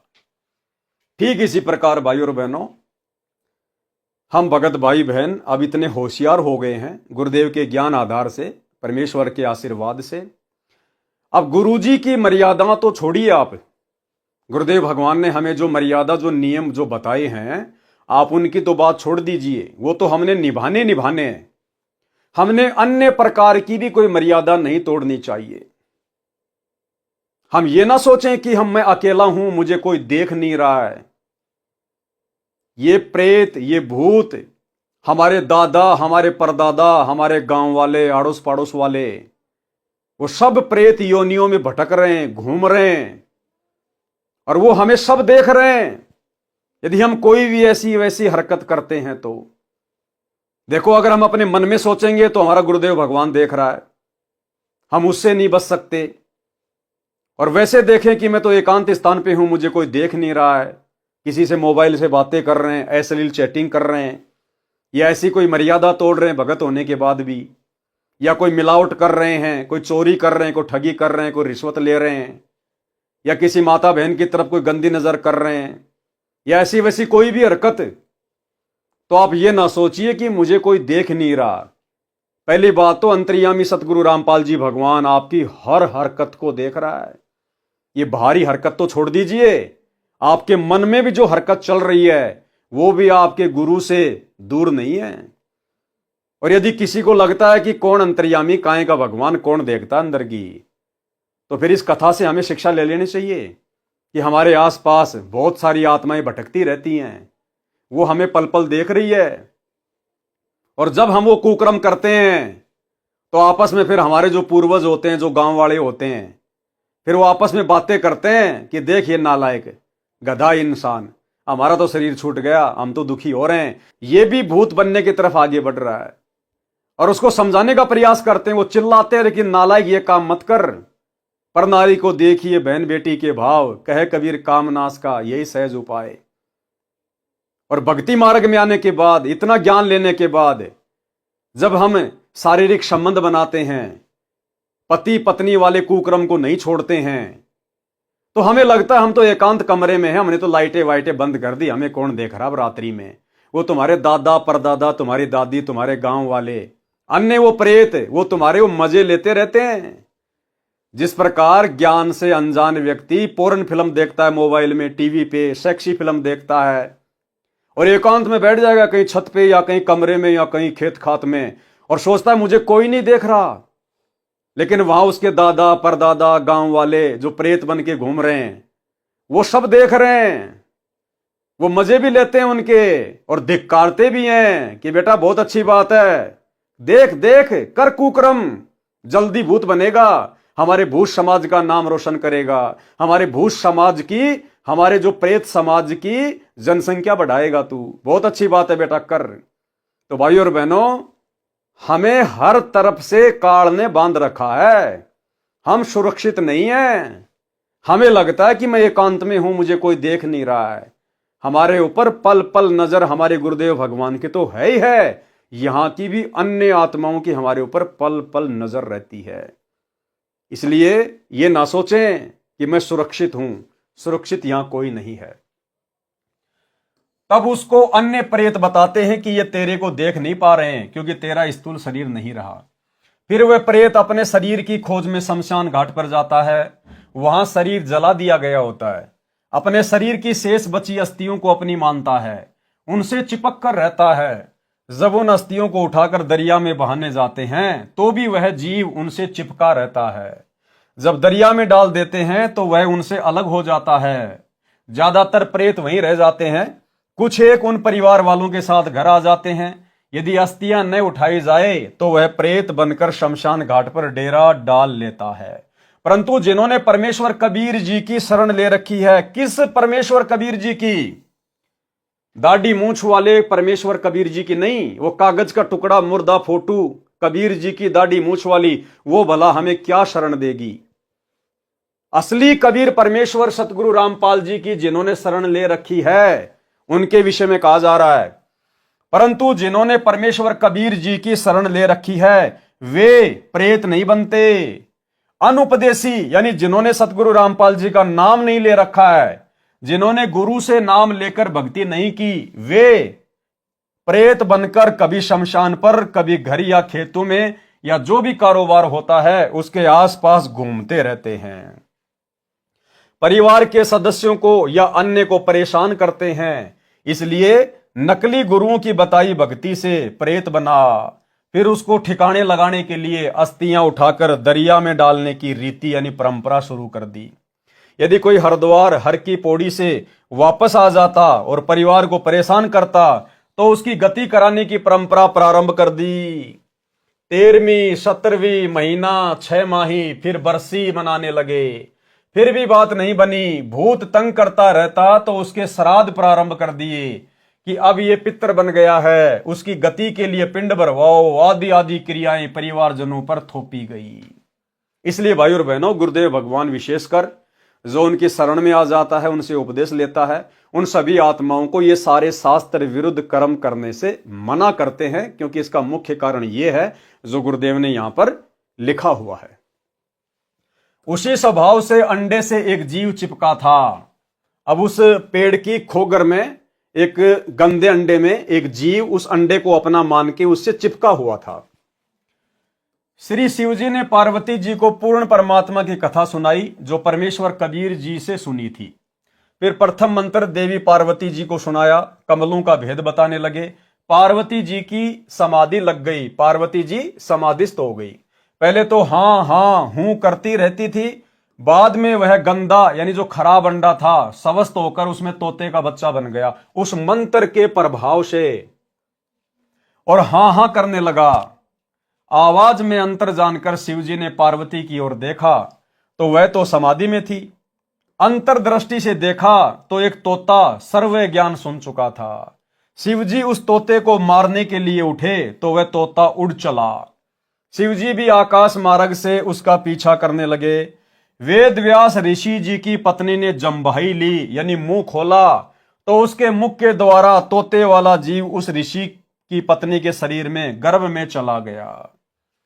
वो तोते का शरीर छोड़ के और सूक्ष्म शरीर में वो आत्मा जो है वेद व्यास ऋषि की जो पत्नी थी जिसने जम्भाई ली मुंह खोला, वो सूक्ष्म शरीर से उसके अंदर उसके गर्भ में चला गया।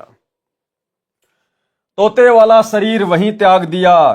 शिवजी सब देख रहे थे। शिवजी ने वेद व्यास जी की पत्नी से कहा कि आपके गर्भ में मेरे ज्ञान व भक्ति मंत्र का चोर है।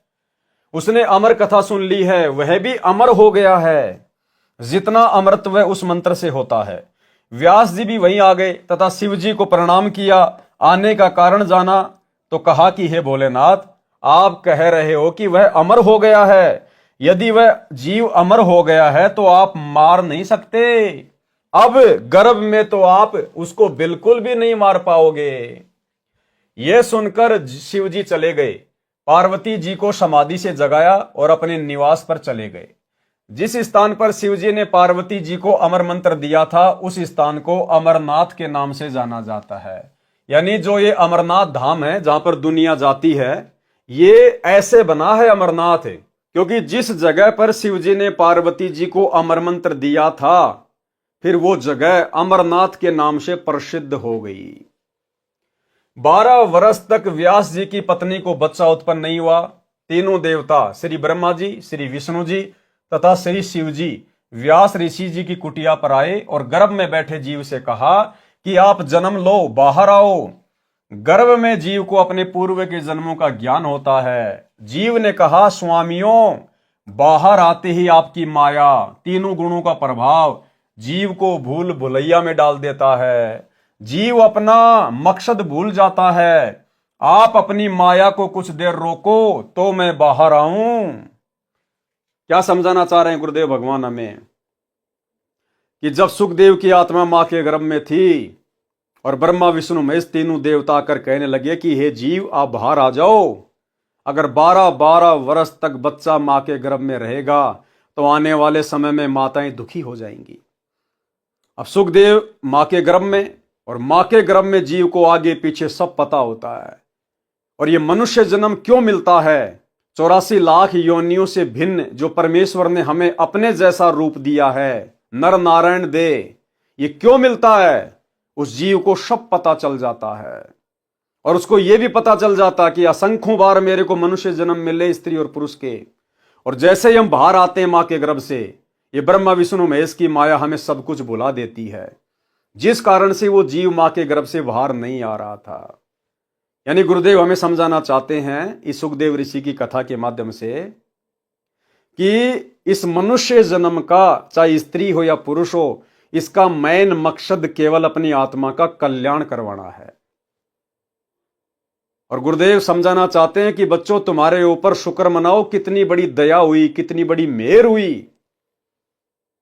लाखों प्राणी रोजाना जन्म लेते हैं और लाखों प्राणी रोजाना मर जाते हैं।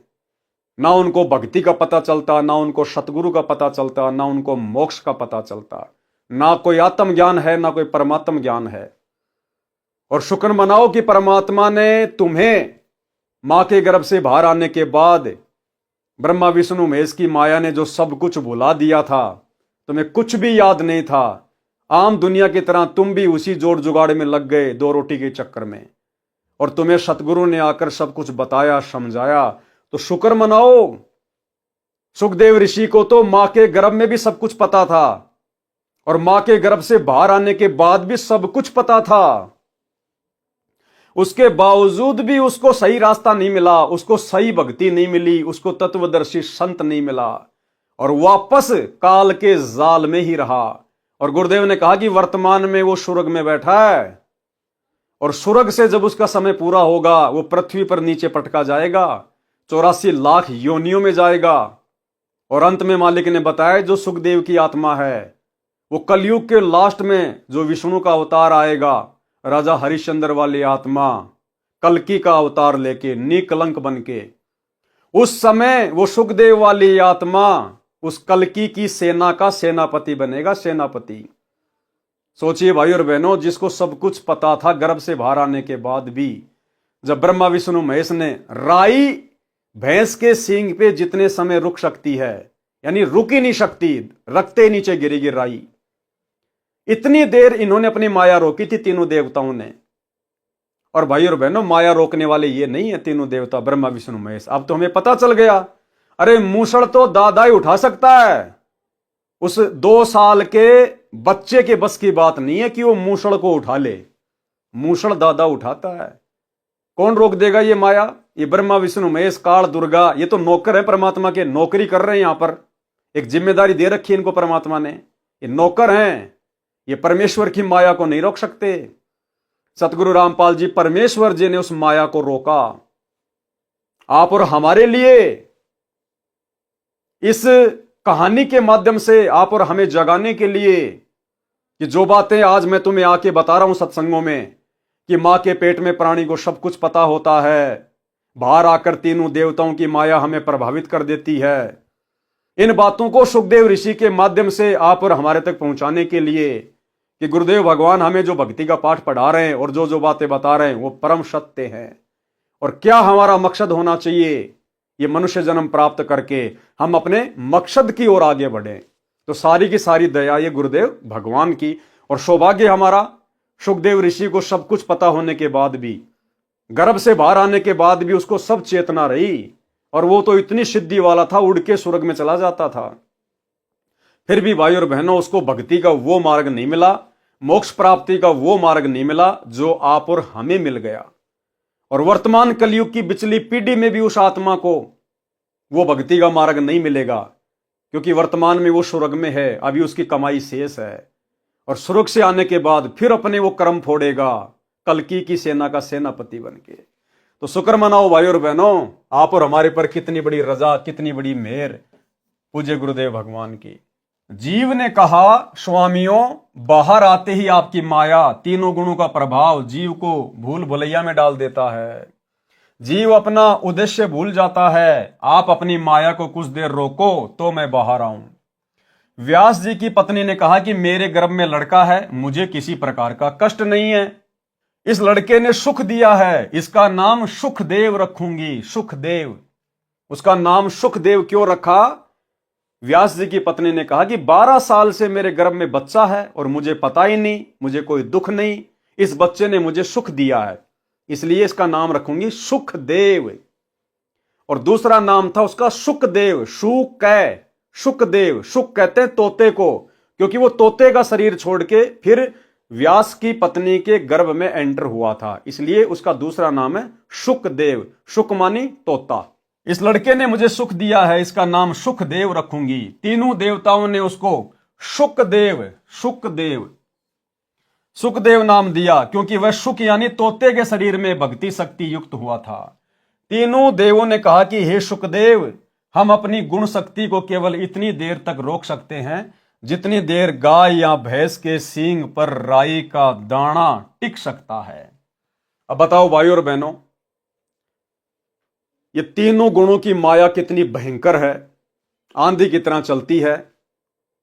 और कोई 6 महीने के बच्चे को यह कहे कि एरोप्लेन 40 की स्पीड पे दौड़ रही है और तू उसको एक क्षण के लिए रोक दे, जितना कि भैंस के सींग पे राई रखी जाए, वो बच्चा कभी सौपन में भी नहीं सो सकता। सौपन में भी कि 50 की स्पीड पर दौड़ रही एरोप्लेन को वो बच्चा रोक सकता है।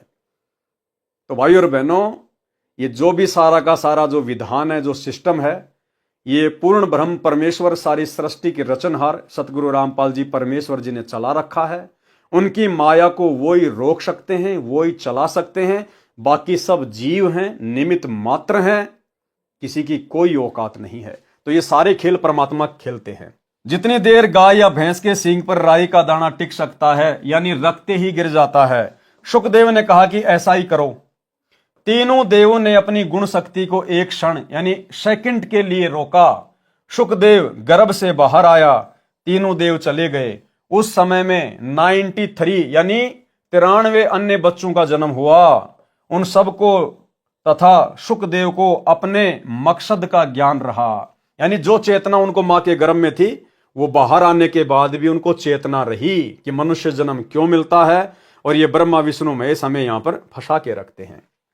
वे सब महान भगत संत सिद्ध बने, उनमें से 9 नाथ तो नाथ प्रसिद्ध हुए तथा 84 सिद्ध बने और एक सुखदेव ऋषि बना। सुखदेव के गर्भ से बाहर आते ही 12 वर्ष का शरीर बन गया। वह उठकर अपनी ओरनाल को, जो नली माता जी की नाभि से, बच्चे की नाभि से जुड़ी होती है, उसके माध्यम से माता के शरीर से बच्चे की परवरिश होती है। उसकी लंबाई लगभग 1.5 फुट तक होती है। अपने कंधे पर डालकर चल पड़ा, यानी सुखदेव ऋषि सूक्ष्म रूप में मां के गर्भ से बाहर आया सूक्ष्म रूप में, योनि द्वार से नहीं आया, सूक्ष्म रूप से बाहर आया। और बाहर आते ही उसने अपना 12 साल के बच्चे का शरीर धारण कर लिया, क्योंकि उसमें सिद्धि आ गई थी वो अमर मंत्र सुनने से। ये विचार किया कि कहीं दूर जाकर काट फेंकूंगा। कारण यह था कि सुखदेव जी नहीं चाहते थे कि मेरा परिवार में मोह बढ़े और मैं भक्ति नहीं कर पाऊंगा।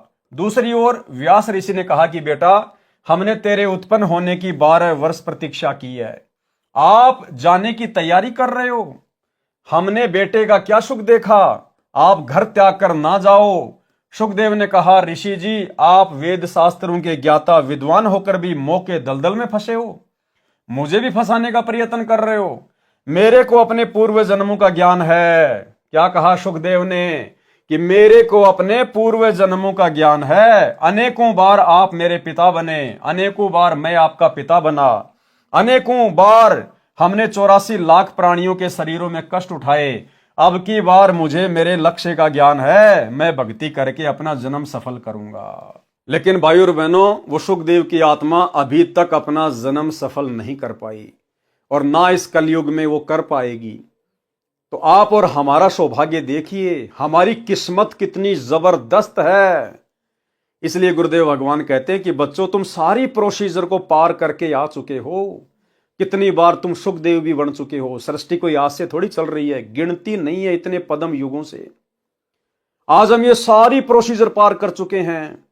33 करोड़ देवी देवताओं की पोस्ट पे भी हम रह चुके हैं, ब्रह्मा विष्णु महेश की पोस्ट पे भी रह चुके हैं, देवराज इंद्र भी बन चुके हैं, अन्य साधु संत महात्मा 9 नाथ 84 सिद्ध, इनकी तो गिनती नहीं है। ये सारी प्रोसीजर पार करके आज हम फाइनल मोक्ष वाली स्टेज पे खड़े हैं, कलयुग की पिछली पीढ़ी में। इसलिए गुरुदेव कहते हैं कि बच्चों, आध्यात्मिक मार्ग अनुसार ब्रह्मा विष्णु महेश भी तुम्हारे सामने कुछ नहीं लगते, कुछ भी। उन्हें तो ना जाने अभी कितनी 84 भोगनी है, और तुम सारा कर्म दंड काट के आ चुके हो। अब यदि तुम अपनी गलती से अपना पैर फिसलाना चाहते हो तो बात अलग है, अन्यथा ये मोक्ष का सुनहरा मौका है।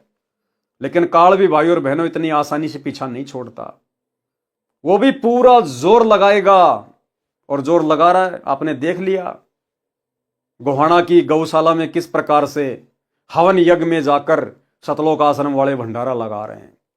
अब जिन जिन संगत वाले भगत भाई बहनों का इन सतलोक आश्रमों में जाकर जो सहयोग किया हुआ है ज्योति पाठ और दान के नाम पर, अब उन सबके कर्म फूटेंगे घर बैठे बैठे, क्योंकि आंख बंद करके इन्होंने गुरुदेव के परिवार को दान दे दिया। गुरुदेव का परिवार महान निकम्मा, 1 नंबर का कुपात्र। अब ये गौशाला का हवन यज्ञ या भंडारा, जाटों की धर्मशाला, धनाना गांव का स्टेडियम, गुंडों की सीबीआई जांच, आरक्षण में चंदा, ये अपने बहन बेटियों की सोने चांदी की ज्वेलरी बेच के थोड़ी काम करते हैं, अपने बाप दादाओं की जमीन बेच के थोड़ा ना भंडारे करवा रहे हैं। आप और हमारे जैसे भगत भाई बहनों का ज्योति पाठ और दान का पैसा हम तो देकर निफराम हो गए। अब वो कुपात्र सारे वही काम करेंगे जिनसे हमारे कर्म फूटे। तो घर बैठे बैठे भाई बहनों के कर्म फूट रहे, घर बैठे बैठे। तो काल भी भाई जब गाल गालता है अच्छी तरह से गालता है। ये वार्ता सुखदेव जी ने अपने माता पिता की ओर पीठ करके की और आकाश में उड़ गए। पूर्व जन्म की भक्ति से प्राप्त सिद्धि शक्ति बची थी, उससे उड़ गया। उसी के अभिमान से कोई गुरु नहीं किया। फिर श्री विष्णु जी ने अपने लोक वाले स्वर्ग से निकाल दिया और कहा कि यदि यहां स्थान चाहते हो तो राजा जनक मिथिलेश से दीक्षा लो और भक्ति करके आओ। सुखदेव जी ने वैसा ही किया। अब देखो भाई और बहनों, जब तक सतगुरु नहीं मिलता जीव अपनी तरफ से कभी अच्छा सोच ही नहीं सकता, अपने हित में कभी सोच ही नहीं सकता। यदि उसका हित हो रहा है तो उसके पिछले प्रारब्ध से होता है, उसको नुकसान हो रहा है तो भी उसके पिछले प्रारब्ध से होता है। उसमें अपना कोई ज्ञान नहीं होता जब तक जीव सतगुरु की शरण में नहीं आता। अब जब सुखदेव ऋषि मां के गर्भ में था और ब्रह्मा विष्णु महेश कह रहे थे भैया बाहर आ जा बाहर आ जा, उस समय तो बड़ा ज्ञानी बन रहा था कि नहीं नहीं महाराज, अगर मैं बाहर आ गया तो आप लोगों का ये रजोगुण तमोगुण सतोगुण मुझे प्रभावित कर देगा, मैं सब कुछ भूल जाऊंगा। आप तो जीव को फंसा के रखते हो यहाँ पर, और जैसे बाहर आया उसके बाद उसी विष्णु जी के लोक में जा रहा है कि भगवान मुझे आपके लोक में रख लो। बताओ, उसी की जेड़ में जा रहा है। तो भाई और बहनों, ये उदाहरण केवल गुरुदेव भगवान ने आप और हमें समझाने के लिए, आप और हमारी बुद्धि के बंद दरवाजे खोलने के लिए, कि सुखदेव तो गया भाड़ में, लेकिन कम से कम आप लोग तो समझो, आप लोग तो शिक्षा लो, आपको तो परम संत मिल गया, पूर्ण परमात्मा मिल गया, अब हमने तो भक्ति करके अपना पीछा छुड़वाना है। सुखदेव जी ने फिर वैसा ही किया, यानी राजा जनक से दीक्षा ली, फिर वो विष्णु जी के लोक में गया। सुमरण के अंक की वाणी नंबर 71 से 76। गरीब ऐसा राम अगाध है, अविनाशी गहर गंभीर, हद जीवों से दूर है, बेहदियों के तीर। कितनी अच्छी बात कही परमात्मा ने। गरीब ऐसा राम अगाध है, अविनाशी गहर गंभीर। कौन है अविनाशी? आज पता चल गया, गुरुदेव भगवान है वो राम अविनाशी। अब वो परमात्मा किन के नजदीक रहता है, किन से दूर रहता है? हद जीवों से दूर है। हद जीव कौन होते हैं? हद जीव वो हैं जो काल की हद में हैं, जो काल की प्रेरणा से चलते हैं, हद जीवों से दूर हैं। तो ये सतलोक आश्रम मैनेजमेंट हरियाणा ये हद जीवों की श्रेणी में है। ये काल के एजेंट बने हुए हैं, ये काल के अनुसार चल रहे हैं, सतगुरु की शिक्षाओं पर नहीं चल रहे। अन्यथा ये जो शास्त्र विरुद्ध हवन यज्ञ किया जा रहा है गौशाला में, वहां जाकर भंडारा लगाने की क्या आवश्यकता थी? आन उपासना में सहयोग करने की क्या आवश्यकता थी? तो ये हद जीव हैं, ये काल की हद में हैं। तो वो अविनाशी परमात्मा सतगुरुदेव भगवान हद जीवों से दूर है और बेहदियों के तीर, और जो काल की हद से बाहर हो चुके हैं, जो सतगुरु की शरण में आ चुके हैं, मर्यादा में रह के भक्ति कर रहे हैं, वो उनके साथ में है। गरीब ऐसा राम अगाध है, अविनाशी गहर गंभीर, हद जीवों से दूर है, बेहदियों के तीर। गरीब ऐसा राम अगाध है, बेकीमत करतार, शेष सैंस फुन रटत हैं, अजून पाया पार। गरीब ऐसा राम अगाध है, अपरंपार अथा, उर्मे कीर्तन ख्याल हैं, मोले अलख अला। गरीब ऐसा राम अगाध है, निर्भय नीचल थीर, अनहद नाद अखंड धुनी, नाड़ी बिना शरीर। गरीब ऐसा राम अगाध है, बाजीगर भगवंत, निरसंद निर्मल देखिया, वार पार नहीं अंत। गरीब पार ब्रह्म बिना परख है, कीमत मोल न तोल, बिन वजन अनुराग है, बहुरंगी अनमोल। सरलार्थ, जो पूर्ण परमात्मा है वह ऐसा अगाध राम है, यानी सबसे आगे वाला, अगाध यानी सर्वोपरि, अविनाशी तथा गहर गंभीर, समुद्र की तरह शक्ति से भरा है। वह हद जीवों, अब हद जीव कौन होते हैं? जो काल की सीमा वाले हैं, उसी काल ब्रह्म पर आश्रित हैं, उन जीवों से दूर है, उनको उसका ज्ञान नहीं है। कैसे ज्ञान नहीं है? जैसे आज सतलोक आश्रम मैनेजमेंट हरियाणा को गुरु की शरण में आने के बाद भी गुरु का ज्ञान नहीं है, गुरु की मर्यादाओं का ज्ञान नहीं है, तभी तो सारे उल्टे कुकर्म कर रहे हैं। इसलिए उनको उस अविनाशी परमेश्वर से कोई लाभ प्राप्त नहीं होता। जो बेहद के हैं, यानी जिन्होंने उस असीम शक्ति युक्त परमात्मा को जान लिया है, वह परमात्मा उनके साथ है। वह परमात्मा पारस पत्थर की तरह अनमोल बेकीमत है। उस परमात्मा की प्राप्ति के लिए शास्त्र विधि रहित नाम यानी राम का जाप शेष नागजी 1000 यानी सहस्त्र मुखों से जप कर रहा है, आज तक उसको भी अविनाशी परमात्मा का पार यानी अंत नहीं पाया। परमेश्वर अपरंपार अथा यानी समुद्र की तरह अमित शक्ति संपन्न है। तत्व ज्ञान के अभाव से प्रत्येक ऋषि देव अपने उर यानी हृदय में कृत्रिम यानी कृत्रिम मन कल्पित ख्याल यानी विचार से मौला यानी परमात्मा को अलख अल्लाह निराकार दिखाई न देने वाला मानते हैं। वह परमेश्वर अचल यानी निश्चल यानी अविनाशी है, निर्भय है। थीर का अर्थ भी स्थिर यानी निश्चल होता है। पद्य भाग में पदों की तथा रागों को पूर्ण करने के कारण ऐसे दोहरे शब्दों का प्रयोग किया जाता है। उस परमेश्वर के लोक में अखंड धुन बज रही है। उस परमेश्वर का शरीर 5 तत्व से बनी नाड़ी वाला नहीं है। किस परमेश्वर का? उस परमेश्वर का, सतगुरु रामपाल जी परमेश्वर जी का शरीर 5 तत्व से बनी नाड़ी का नहीं है। हम अपने गुरुदेव को सतगुरु कहते हैं, सतगुरु। ना सतगुरु जननी जने और जाके माना बाप, पिंड ब्रह्मंड से रहित है ना वहां तीनों ताप। वह परमेश्वर बाजीगर की तरह अद्भुत चमत्कार करता है। निरसंद यानी जिसकी शक्ति की सीमा नहीं है तथा पवित्र है, वह अपरंपार शक्ति वाला है। जिस सत्य पुरुष को अन्य गुरुजन व ऋषिगण अलख अल्लाह निराकार प्रभु कहते हैं, उनको परमात्मा प्राप्ति नहीं हुई है। ये मैंने यानी संत गरीबदास जी ने देखा है। पार ब्रह्म परमात्मा की परख यानी पहचान किसी को नहीं है। उसकी कीमत यानी मूल्य तथा तोल यानी वजन का क्या वर्णन किया जा सकता है? यानी उनकी शक्ति का, उसकी महिमा का क्या वर्णन किया जा सकता है? उसकी महिमा सुनकर उसके प्रति अनुराग यानी प्राप्ति का प्रेम मेरे को है। वह बहुरंगी है, जैसे काशी में जुलाहा धानक बना, मेरे को संत गरीबदास जी को जिंदा बाबा के रूप में मिला तथा सतलोक में सत्य पुरुष रूप में बैठा देखा। इस प्रकार बहुरंगी यानी बहुरूपिया कहा है। वाणी नंबर 77 से 87। गरीब महिमा अवगत नाम की, जानत बिरले संत, 8 पहर धुनि ध्यान है, मुनि जन रटै अनंत। गरीब चंद सुर पानी पवन, धरनी धोल आकाश, 5 तत्व हाजिर खड़े, खिजमतदार खवाश। गरीब काल कर्म कर बंदगी, महाकाल अरदास, मन माया और धर्म राय, सब सिर नाम उपास। गरीब काल डर करतार से, मन माया का नाश, चंदन अंग पलटे सब, एक खाली रह गया बांस।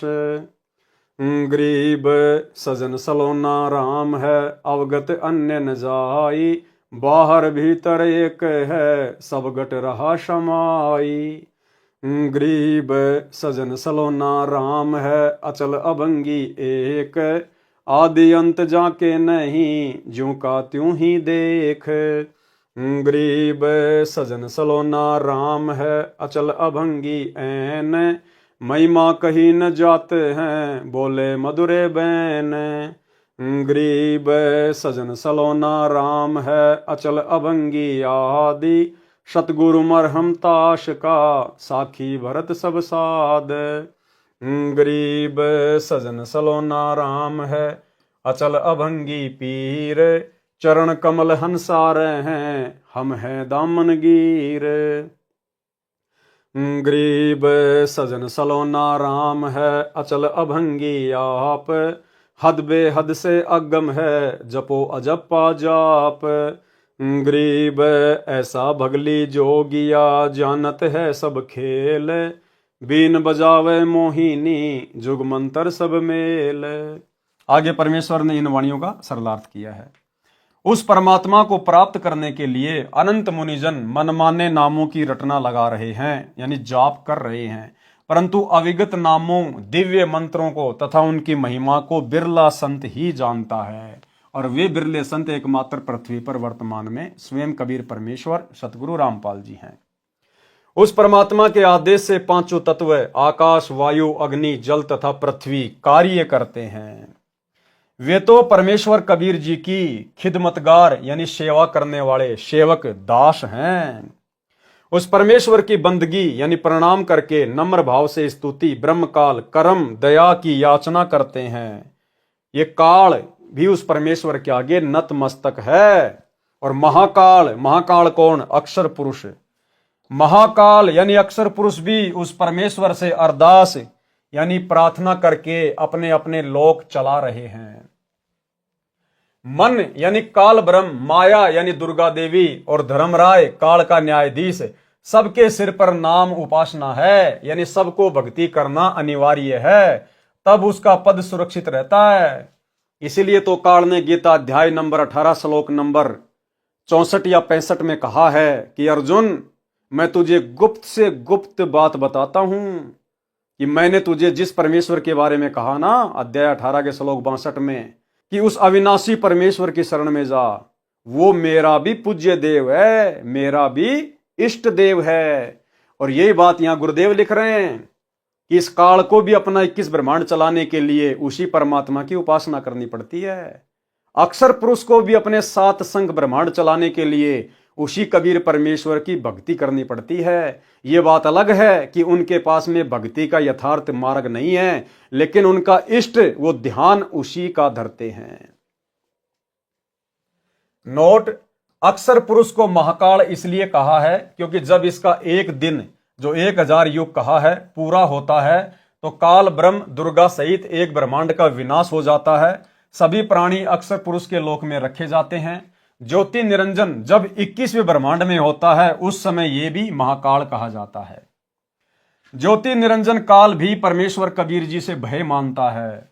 उस परमेश्वर के दिव्य मंत्रों के जाप से मन में विकार उत्पन्न नहीं होते तथा माया का नाश हो जाता है, यानी सांसारिक पदार्थों का संग्रह करने वाला स्वभाव समाप्त हो जाता है। तो भाई और बहनों, अब आप विचार करो कि परमेश्वर के इन दिव्य मंत्रों का जो दिव्य मंत्र परमेश्वर सतगुरु रामपाल जी ने आप और हमें दिए हैं, प्रथम नाम, शतनाम, या उनका तो सत्संग सुनना भी दिव्य मंत्र जैसा ही है। यानी गुरुदेव के सत्संगों को ध्यान से सुनना भी मंत्र जाप करने में ही आता है। अब बताइए भाई और बहनों, गुरुदेव के इन सत्संगों का, उनके दिव्य मंत्रों का प्रभाव किसके ऊपर हो रहा है? तीनों गुणों के प्रभाव से, माया के संग्रह करने से कौन भगत पीछे हट रहे हैं? किनको अपने आत्म कल्याण की चिंता सताने लगी है? मर्यादा तोड़ने से कौन डरते हैं? केवल साथ संगति से जुड़े हुए सत्सेवक भाई बहन। और यही कारण है कि गुरुदेव के इन मंत्रों के प्रभाव से, उनके आशीर्वाद से आज हम भाई बहन इन विकारों से दूर हो पाए हैं। तो ये पहचान है कि वर्तमान में यदि गुरुदेव भगवान किसी के ऊपर असीम प्रसन्न हैं तो केवल अपने सत्सेवक बच्चों के ऊपर प्रसन्न हैं। अन्यथा गुरुदेव के प्रसन्न हुए बिना आप और हम भाई और बहनों इन विषय विकारों से पीछे हटने की सोच भी नहीं सकते। सोच भी तो क्या कह रहे हैं परमात्मा? उस परमेश्वर के दिव्य मंत्रों के जाप से मन में विकार उत्पन्न नहीं होते तथा माया का नाश हो जाता है, यानी सांसारिक पदार्थों का संग्रह करने वाला स्वभाव समाप्त हो जाता है। जबकि सतलोक आश्रम मैनेजमेंट हरियाणा के जो मुख्य लोग हैं, बाकी संगत का तो क्या कहें जो इन आश्रमों में जाती है, देखा देखी में चल रही है, जो मुख्य लोग हैं, गुरुदेव का परिवार, कोऑर्डिनेटर, आश्रम संचालक, अभी तो इनकी बुद्धि पे पत्थर पड़े हैं। इनके ऊपर कोई मंत्रों का असर नहीं है, कोई गुरुदेव का इनको आशीर्वाद नहीं है, क्योंकि सबकी मर्यादा खंडित पड़ी है। तभी तो सारे कुकर्म कर रहे हैं। दुनिया वाले अपना शास्त्र विरुद्ध हवन यज्ञ कर रहे हैं, ये जाके वहां पर भंडारा लगा रहे हैं। दुनिया अपनी धर्मशाला बना रही है, ये जबरदस्ती जाके वहां समाज में ठेकेदारी ले लेते हैं कि तुम्हारा 5वां फ्लोर हम बनाएंगे। तो भाई और बहनों, इनके ऊपर ना कोई मंत्रों का असर है और ना इनके ऊपर सतगुरु का आशीर्वाद है, क्योंकि इनकी मर्यादा खंडित है। परमात्मा के अध्यात्म ज्ञान के प्रवचनों का प्रभाव अच्छी आत्माओं यानी पूर्व जन्म में शुभ संस्कारी प्राणियों पर ही पड़ता है।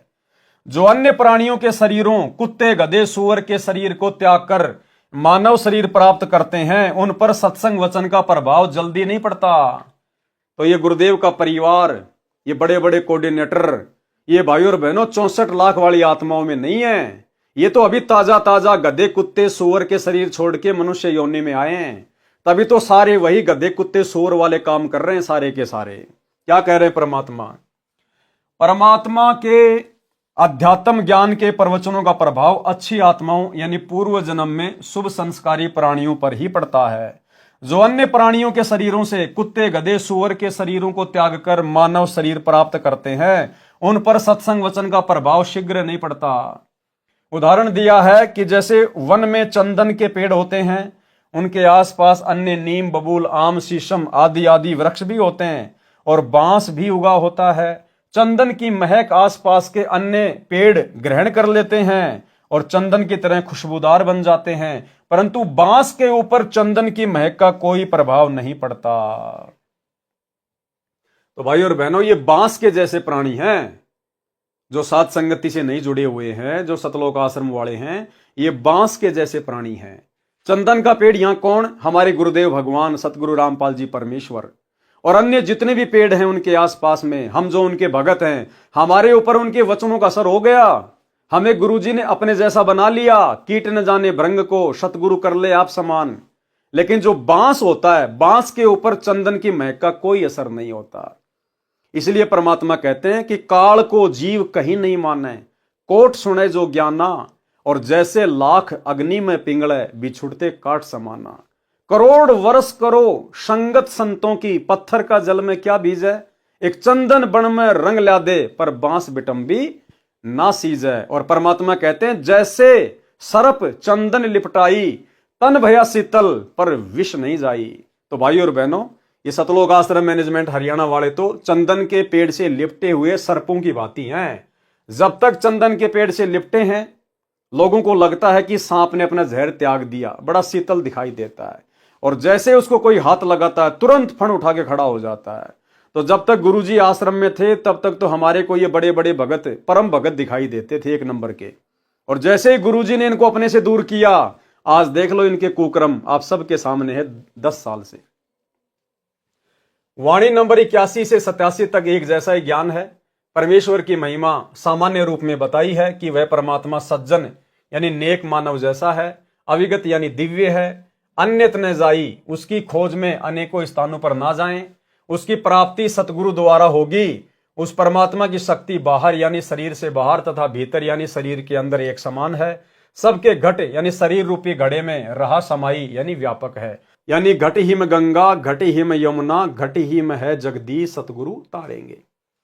अचल यानी स्तर, अभंगी यानी जो कभी ना टूटे यानी अविनाशी, वह तो एक ही प्रभु है, परम अक्षर ब्रह्म। कौन? परम अक्षर ब्रह्म। उसका आदि, आदि का मतलब जन्म अर्थात प्रारंभ, तथा अंत, अंत यानी मृत्यु नहीं है। वह तो सदा से ज्यों का त्यों ही दिखाई देता है। आप भी साधना करके उसे देख लो। तो हम भाई बहनों ने तो ज्ञान वाली दृष्टि से, दिव्य दृष्टि से अपने गुरुदेव भगवान को जान लिया, पहचान लिया कि सतगुरु आदि अनादि है, सतगुरु मद है मूल, और सतगुरु को सिजदा करूं एक पलक नहीं भूल। सतगुरु पूर्ण ब्रह्म है, सतगुरु आप अलेख, और सतगुरु ही रमता राम है, विचरण करने वाला, कभी जिंदा बाबा बन के, कभी संत रूप धारण करके, कभी शिशु रूप में। सतगुरु रमता राम है, इसमें मीन ना मेख, यानी सतगुरु स्वयं परमात्मा है, अलख अल्लाह है। उस अविनाशी सज्जन परमात्मा की महिमा संपूर्ण रूप से कोई नहीं कह सकता, क्योंकि वह अचल यानी स्तर तथा अभंगी ऐन यानी वास्तव में अविनाशी स्थायी परमात्मा है। वह जब मुझे संत गरीबदास जी को मिला था तो बहुत प्रिय भाषा बोली थी, मधुरे माने मीठे, और बैन यानी वचन। उस अचल अभंगी राम का मरहम यानी गूढ़ ज्ञान केवल सतगुरु यानी तत्वदर्शी संत ही जानता है। इस बात के साक्षी सब साध यानी संत जन हैं। उस सज्जन सलोने शुभदर्शी यानी जिसके दर्शन से आनंद हो, अचल अभंगी राम जो पीर यानी गुरु रूप में प्रकट होता है। किस रूप में? गुरु रूप में प्रकट होता है, यानी गुरु ही परमात्मा होता है। यानी जो पीर यानी गुरु रूप में प्रकट होते हैं, उनके चरण कमल में हंसा यानी मोक्ष प्राप्त भगत रहते हैं। हम संत गरीबदास जी उस परमात्मा के साथ ऐसे हैं, दामनगीर जैसे चोली दामन का साथ होता है, यानी हम उस परमेश्वर के अत्यंत निकट हैं। वह अचल अभंगी सज्जन सलोना शुभदर्शी राम परमेश्वर कबीर हद यानी काल की सीमा, बेहद यानी सतलोक की सीमा के पार अकय लोक में मूल रूप से रहता है। उसकी प्राप्ति के लिए सतगुरु जी से दीक्षा लेकर अजप्पा जाप यानी श्वास श्वास से जाप जपो, सुमरण करो। वह परमेश्वर ऐसा भगली यानी जादूगर, जोगिया यानी योगी साधु रूप में प्रकट होने वाला है, जो सब खेल जानता है कि कैसे जीव की रचना हुई, कैसे ये काल जाल में फंसा, कैसे काल ब्रह्म ने इसको अज्ञान में अंधा कर रखा है, काल का जीव को अपने जाल में फंसाए रखने का क्या उद्देश्य है, उसको 1 लाख मानव शरीरधारी प्राणियों को नित्य खाना पड़ता है, कैसे जीव को काल जाल से छुड़वाया जा सकता है। बीन बजावे मोहिनी यानी काल प्रेरित सुंदर स्त्रियां भक्तों को कैसे मधुर वाणी बोलकर आकर्षित करती हैं। बीन बजाने का भावार्थ यह है कि जैसे सपेरा बीन यंत्र बजाकर सर्प को वश में करता है, ऐसे ही काल के आदेश से सुंदर परियां सुरीली गाने गाकर साधकों को अपने जाल में फंसाती हैं। कहां? ऊपर जब त्रिकुटी पे जाएंगे। वे सब जोग यानी सब विधि जुगत से तथा जंत्र यानी अन्य अदाओं से जंत्र से अपनी ओर खींचती हैं, यानी सब आकर्षणों को मिलाकर जीव को फंसाती है। जोग जुगत का अर्थ है योग युगत करना, यानी अपने साथ जोड़ने की युक्ति लगाती हैं। जंत्र का अर्थ है आध्यात्मिक क्रिया भी करती हैं, इसे जंत्र मंत्र करना भी कहते हैं। वाणी नंबर 88 से 101। ग्रीब ब्रह्मादिक से मोहिया मोहे शेष गणेश, शंकर की ताड़ी लगी अडग समाधि हमेश, यानी किस किस को मोहा, कैसे कैसे मोहा, अपने जाल में फंसाया। ग्रीब ब्रह्मादिक से मोहिया, ब्रह्मादिक यानी ब्रह्मा विष्णु महेश जैसों को भी उन सुंदर स्त्रियों ने, काल की परियों ने अपने जाल में फंसा लिया। ग्रीब ब्रह्मादिक से मोहिया मोहे शेष गणेश, शंकर की ताड़ी लगी अडग समाधि हमेश। ग्रीब गण गंधर्व ज्ञानी गुनी अजब नवेला नेह, क्या महिमा कहूँ नाम की मिट गए सकल संदेह। ग्रीब शून्य विदेशी बस रहा हमरे नैनो मंज, अलक पलक में खलक है सतगुरु शब्द संबंध। ग्रीब शून्य विदेशी बस रहा हमरे हृदय माही, चंद सुर उगे नहीं निस्बा सरता नाही। ग्रीब शून्य विदेशी बस रहा हमरे त्रिकुटी तीर, शंख पदम छवि चांदनी बानी को किलकीर। ग्रीब सुन विदेशी रम रहा सहस कमल दल बाग, सोहम ध्यान समाधि धुनी तरती जन बैराग। ग्रीब सुमरण तब ही जानिए जब रोम रोम धुन होई, कुंज कमल में बैठ कर माला फेरे सोई। ग्रीब सुरती सुमरनी हाथ ले नृत्य मिले निर्वाण, ररंकार रमता लखें असली बंदगी ध्यान। ग्रीब अष्टकमल दल सुनने है बाहर भीतर सुनने, रोम रोम में सुनने हैं जहां काल की धुन। ग्रीब तुम ही सोहम सुरती हो तुम ही मन और पौन, इनमें दूसर कौन है आवे जाए सो कौन। ग्रीब इनमें दूसर कर्म है बंदी अविद्या गांठ, 5-25 ले गई अपने अपने बांट। गरीब नाम बिना सूना नगर, पर्या सकल में शोर, लूट न लूटी बंदगी हो गया हंसा भोर। गरीब अगम निगम को खोज ले बुद्धि विवेक विचार, उदय अस्त का राज दे तो बिन नाम बेगार। गरीब ऐसा कौन अभागिया करे भजन को भंग, लोहे से कंचन भया पारस के सत्संग। सरलार्थ इन्हीं काल प्रेरित आत्माओं देवियों ने ब्रह्मादिक यानी ब्रह्मा विष्णु महेश को भी मोहित कर लिया, यानी अपने जाल में फंसा रखा है। शेष नाग भी नागिनी ने मोह रखा है। गणेश जी भी स्त्री के संग में रहे। गणेश जी के 2 पुत्र थे, एक का नाम था शुभम यानी शुभ, दूसरे का नाम था लाभम यानी लाभ। जैसे सतगुरु से उपदेश लेने से पहले आप और हम भगत भाई बहन अपनी घर की चौखट के दोनों तरफ लिखा करते थे शुभ और लाभ। अब ये शुभ लाभ कौन थे किसी को नहीं पता था। अब सतगुरु ने बताया कि ये गणेश जी के 2 बेटों के नाम हैं शुभ और लाभ। और गणेश जी की 2 वाइफ थी, उनकी 2 पत्नियां थी, उनका नाम था रिद्धि और सिद्धि। हम लिखा करते थे ना अपने घर पे रिद्धि सिद्धि शुभ लाभ। तो रिद्धि सिद्धि तो गणेश जी की औरत हैं 2, और शुभ और लाभ उनके 2 पुत्र हैं। तो कहते हैं गणेश जी को भी नहीं छोड़ा स्त्री ने, उनको भी अपने जाल में जकड़ रखा था। और भाई बहनों इसी प्रकार से आप और हमारे को भी काल ने स्त्री के माध्यम से जकड़ रखा था। ये भी काल का जाल था। अब सतगुरु ने आके दया करी, ज्ञान दिया, सत्संग सुनाया, साध संगति से जोड़ा, तो अब हम उनके आदेश से उस स्त्री मोह से पीछे हटे हैं और स्त्रियां जो है वो पुरुष के मोह से हटी हैं सतगुरु आशीर्वाद से। इसलिए भाई और बहनों साध संगतियां गुरुदेव भगवान का एक विशेष आशीर्वाद है आप और हमारे ऊपर। तो क्या कहते हैं परमात्मा, इन्हीं काल प्रेरित आत्माओं देवियों ने ब्रह्मादिक ब्रह्मा विष्णु महेश को भी मोहित कर लिया, यानी अपने जाल में फंसा रखा है। शेष नाग भी नागिनी ने मोह रखा है। गणेश जी भी स्त्री के संग में रहे। गणेश जी के 2 पुत्र थे, एक का नाम शुभ, दूसरे का लाभ। शंकर यानी शिव जी की अडिग विचलित न होने वाली समाधि लगी थी, जो हमेशा सदा ध्यान में रहते हैं। उनको भी मोहिनी अप्सरा ने मोहित करके डगमग कर दिया था। कथा शंकर जी का मोहिनी स्त्री के रूप पर मोहित होना। अब भाई और बहनों, शंकर भगवान तीनों लोकों में संहार करने वाला, जो 3 सेनापति हैं काल के, ब्रह्मा विष्णु महेश, तीनों लोकों में जो एक एक पोस्ट के अधिकारी हैं, तो शंकर जी ने 88,000 वर्ष तक तप किया, ध्यान लगाया, समाधि लगाई कामदेव को समाप्त करने के लिए। और काल ने क्या चाल चली भाई और बहनों? काल ने अचानक से शंकर जी के सामने कामदेव को प्रकट कर दिया और एकदम से कामदेव उसकी आंखों के सामने भस्म हो गया। शंकर जी को अहंकार हो गया कि मैंने कामदेव पर विजय प्राप्त कर ली, अब मैं कभी भी स्त्री मोह में नहीं फंसूंगा। और इस बात की चर्चा वो जगह जगह जाके करने लग गया, मान बढ़ाई में आके, कि मैंने कामदेव पर विजय प्राप्त कर ली, मैंने कामदेव पर विजय प्राप्त कर ली। अब मुझे स्त्री का मोह दुखी नहीं कर सकता, विषय वासना में नहीं फंस सकता।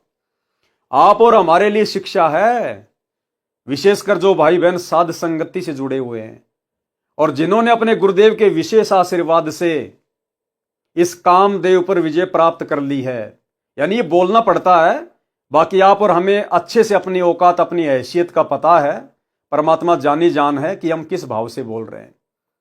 सतगुरु के बिना तो हम सुअर के टट्टी हैं, सुअर के टट्टी। हमारी इतनी भी औकात नहीं है यहां पर।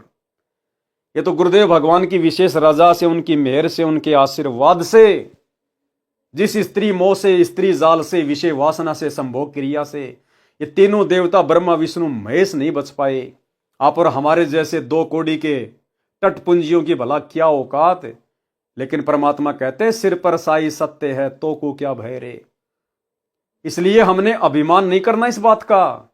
ये बार बार जो हम इस प्रकार की बातें बताते हैं या सत्सेवक भाई बहन जो बताते हैं, वीडियो बनाते हैं, ये केवल अन्य भगत भाई बहनों को जागृत करने के लिए, उनको समझाने के लिए कि आप भी अपने गुरुदेव को प्रसन्न करो, मर्यादा में रह के भक्ति करो, अपने आत्म कल्याण की चिंता पैदा करो, ताकि गुरुदेव भगवान आपके ऊपर भी दया बख्शें, आप भी संभोग क्रिया से दूर हो जाएं, विषय वासनाओं से दूर हो जाएं। अन्यथा आप कभी भी परमात्मा को अपने हृदय में विराजमान नहीं कर पाओगे। केवल अन्य भाई बहनों को प्रेरित करने के लिए, समझाने की दृष्टि से दास बार बार बोलता है, वीडियो बनाता है, कोई मान बड़ाई वश नहीं, क्योंकि हमारी कोई औकात नहीं। तो शंकर जी जगह जगह जाके बताने लग गए कि मैंने विषय वासना छोड़ दी, मैंने कामदेव को भस्म कर दिया। अब काल को टेंशन हो गई। काल ने सोचा रे अगर ये सभी लोग इसी प्रकार से अगर स्त्री से दूर होने लग गए तो भैया संतान पैदा कौन करेगा, मेरा भोजन कहाँ जाएगा, मुझे रोजाना 1 लाख खाने को कैसे मिलेंगे। तो काल ने फिर से उसके अभिमान को चूर चूर कर दिया। इसलिए भाई और बहनों, परमात्मा भी कहते हैं कि आधीनी के पास है पूर्ण ब्रह्म दयाल और मान बड़ाई मारियो बेअदबी सिरकाल।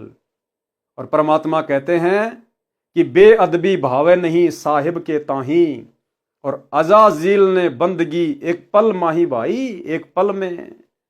और अहंकार का यानी घमंड का और सतगुरु रामपाल जी भगवान का तो खड़ा एक्सीडेंट है, कभी एक साथ नहीं रह सकते। इसलिए जो रजा गुरुदेव ने हम साथ संगत वालों पे की है, जो भाई बहन के रिश्ते बनवा दिए पति पत्नी में, भाई और बहनों, हमने बारंबार गुरुदेव से नतमस्तक होकर प्रार्थना करती रहनी चाहिए कि परमात्मा ये आग फिर से ना लग जाए, फिर से ना लग जाए मालिक। तो शंकर जी ने अभिमान किया तो शंकर के अभिमान को तोड़ा। कथा शंकर जी का मोहिनी स्त्री के रूप पर मोहित होना।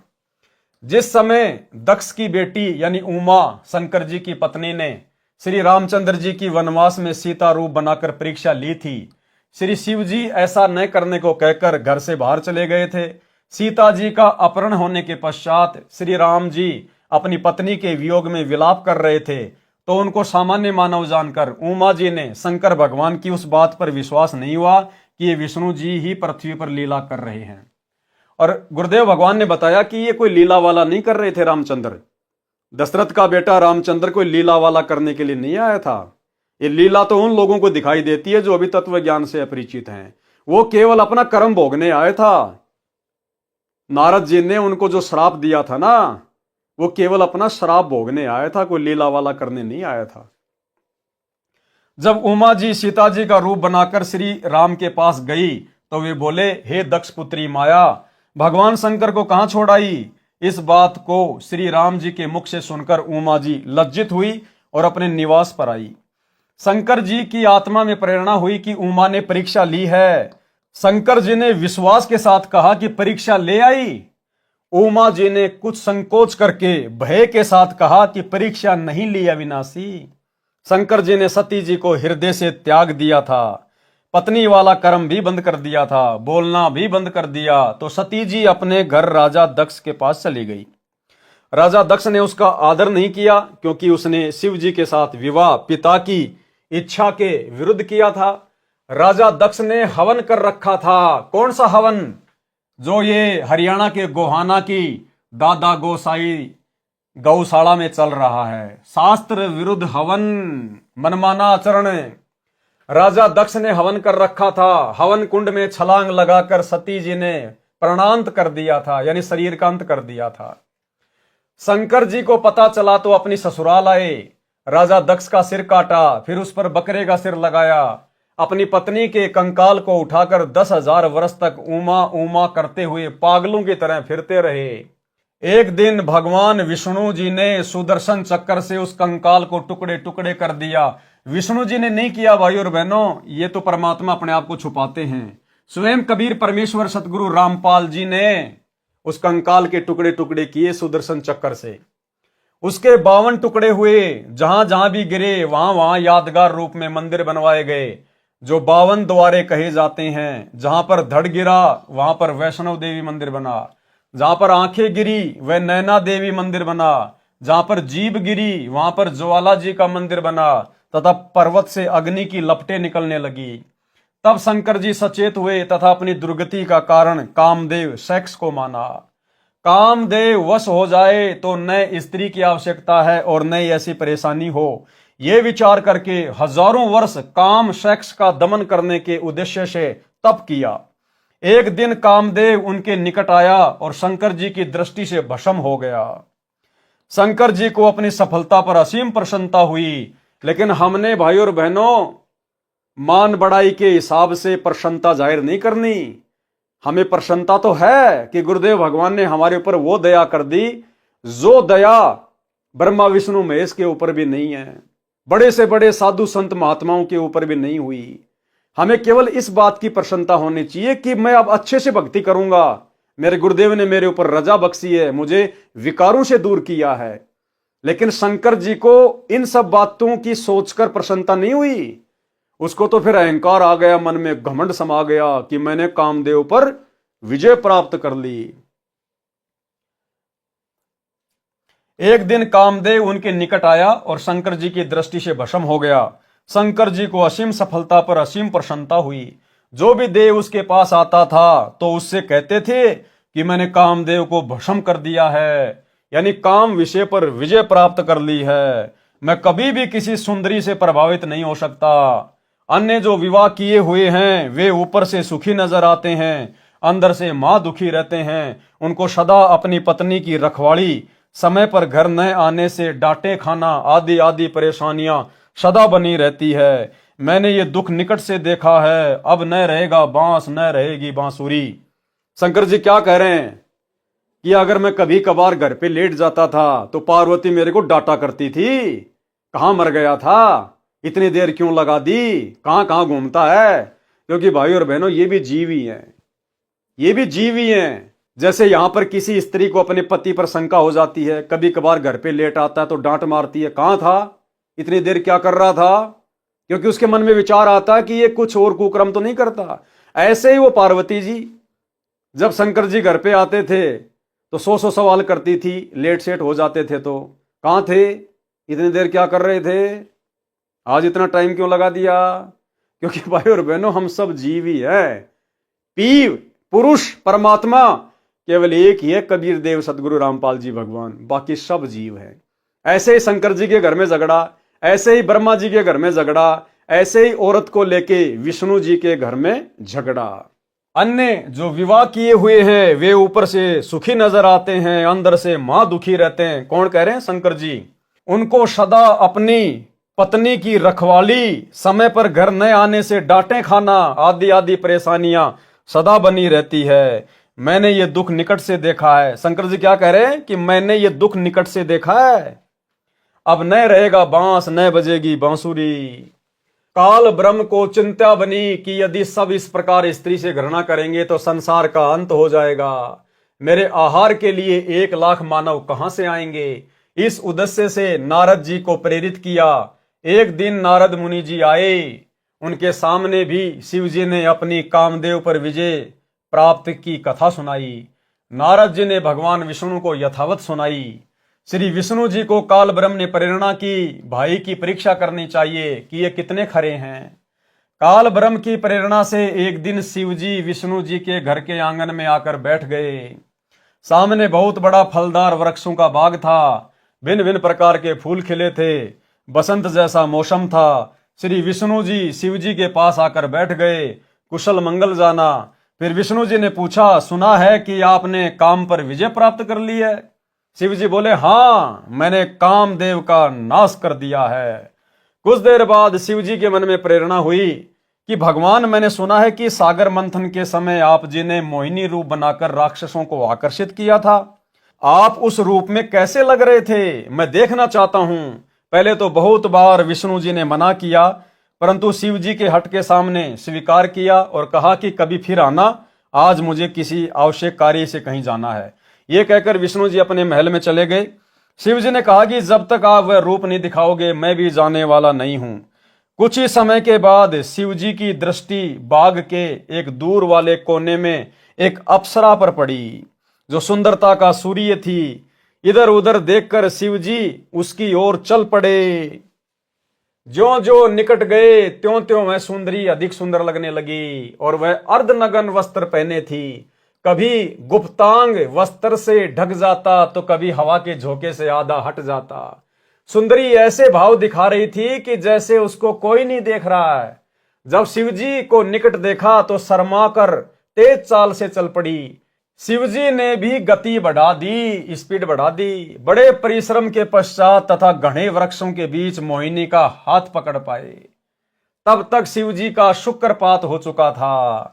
उसी समय सुंदरी वाला स्वरूप श्री विष्णु रूप बन गया। भगवान विष्णु जी शिव जी की दशा देखकर मुस्कुराए तथा कहा कि ऐसे उन राक्षसों से अमृत छीन कर लाया था।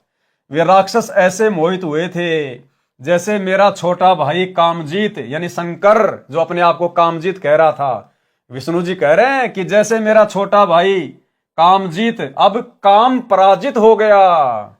शिवजी ने उसके पश्चात हिमालय राजा की बेटी पार्वती से अंतिम बार विवाह किया। पार्वती वाली आत्मा वही है जो सती जी थी।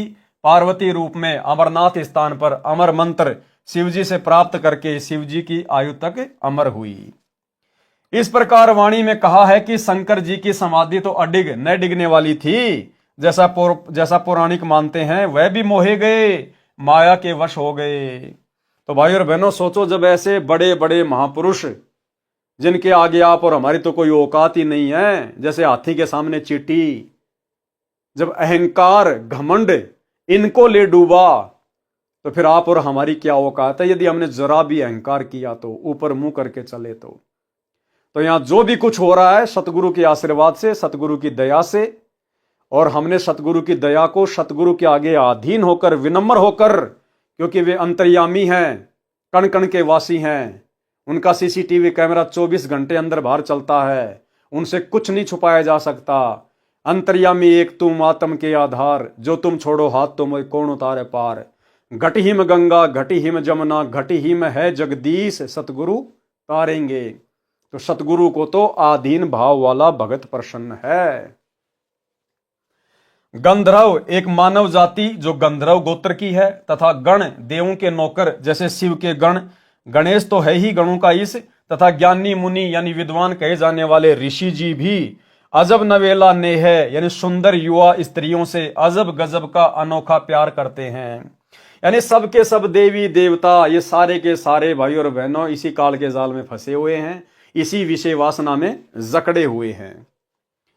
संत गरीबदास जी कह रहे हैं कि उस निज नाम की क्या महिमा करूं जिससे सब संदेह यानी शंकाएं समाप्त हो गई, अर्थात सतलोक में जाने के पश्चात जन्म मरण तथा विकारों से पूर्ण रूप से पीछा छूट सकता है।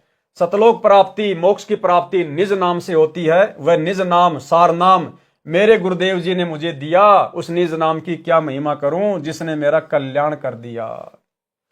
जो शून्य विदेशी यानी आकाश में शून्य में निवास करने वाला परदेशी हमारी आंखों में बसा है, यानी आंखों का तारा है, उस अलख यानी अव्यक्त जो दिखाई नहीं देता कि पलक, आंखों के ऊपर उगे बालों को पलक कहते हैं जो सेलियों के नीचे होती हैं, में खलक यानी संसार है, यानी उस परमेश्वर को भी संसार के सब जीव उतने ही प्यारे हैं, वह भी खलक को अपनी पलकों पर रखता है। यानी वो परमेश्वर अपनी आंख की जो ये पलक है इनके ऊपर पूरे संसार को समाये हुए हैं, असंख्य ब्रह्मांडों को। इतना समर्थ है वो परमात्मा जिनकी पलक के ऊपर सारी खलक, खलक मानी सृष्टि बसी हुई है। जाके अर्ध रूम पर सकल पसारा, ऐसा पूर्ण ब्रह्म हमारा। सतगुरु के शब्द यानी मोक्ष करने वाले नाम को समझ और अपना कल्याण करा।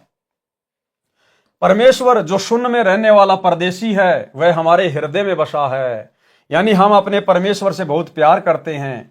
जिस स्थान पर सतलोक में परमेश्वर रहते हैं वह स्वयं प्रकाशित है, जैसे हीरा स्वयं प्रकाशित होता है। वहां पर प्रकाश करने के लिए सूर्य की आवश्यकता नहीं है। वहां पर दिन रात यानी निस यानी रात्रि और वासर यानी दिन नहीं होते। वही परदेसी सत्य पुरुष त्रिकुटी में अन्य रूप में रहता है। त्रिकुटी कमल परम हंस पूर्ण सतगुरु समर्थ आप हैं। वही परदेसी सत्य पुरुष त्रिकुटी में अन्य रूप में रहता है। उस शरीर की शोभा शंख पद्मों की रोशनी जितनी है। सतलोक में परमेश्वर के एक रोम यानी शरीर के बाल की छवि करोड़ सूर्य तथा करोड़ चंद्रमाओं जितनी है। पद्म की रोशनी तो एक चंद्रमा जैसी ही होती है। यानी त्रिकुटी पर सत्य पुरुष कम तेज वाले शरीर में विद्यमान है। त्रिकुटी तीर का अर्थ है त्रिकुटी के किनारे, यहां तीर का अर्थ किनारा है। जैसे यमुना के तीर कृष्ण बंसी बजाई रे। उस परमेश्वर जी ने कोकिल कीर यानी कोयल पक्षी जैसी मधुर वाणी बोल बोलकर ज्ञान बताया था। उस परमेश्वर की सत्ता यानी आधिपत्य शैंस कमल हजार पंखुड़ी वाले कमल पर भी है, क्योंकि वह कुल का मालिक है, वासुदेव है। शैंसर कमल बाग का भावार्थ है कि जहां हजार ज्योतियों का बाग सा लगा है, उस स्थान का मालिक वास्तव में सत्य पुरुष अविगत राम ही है।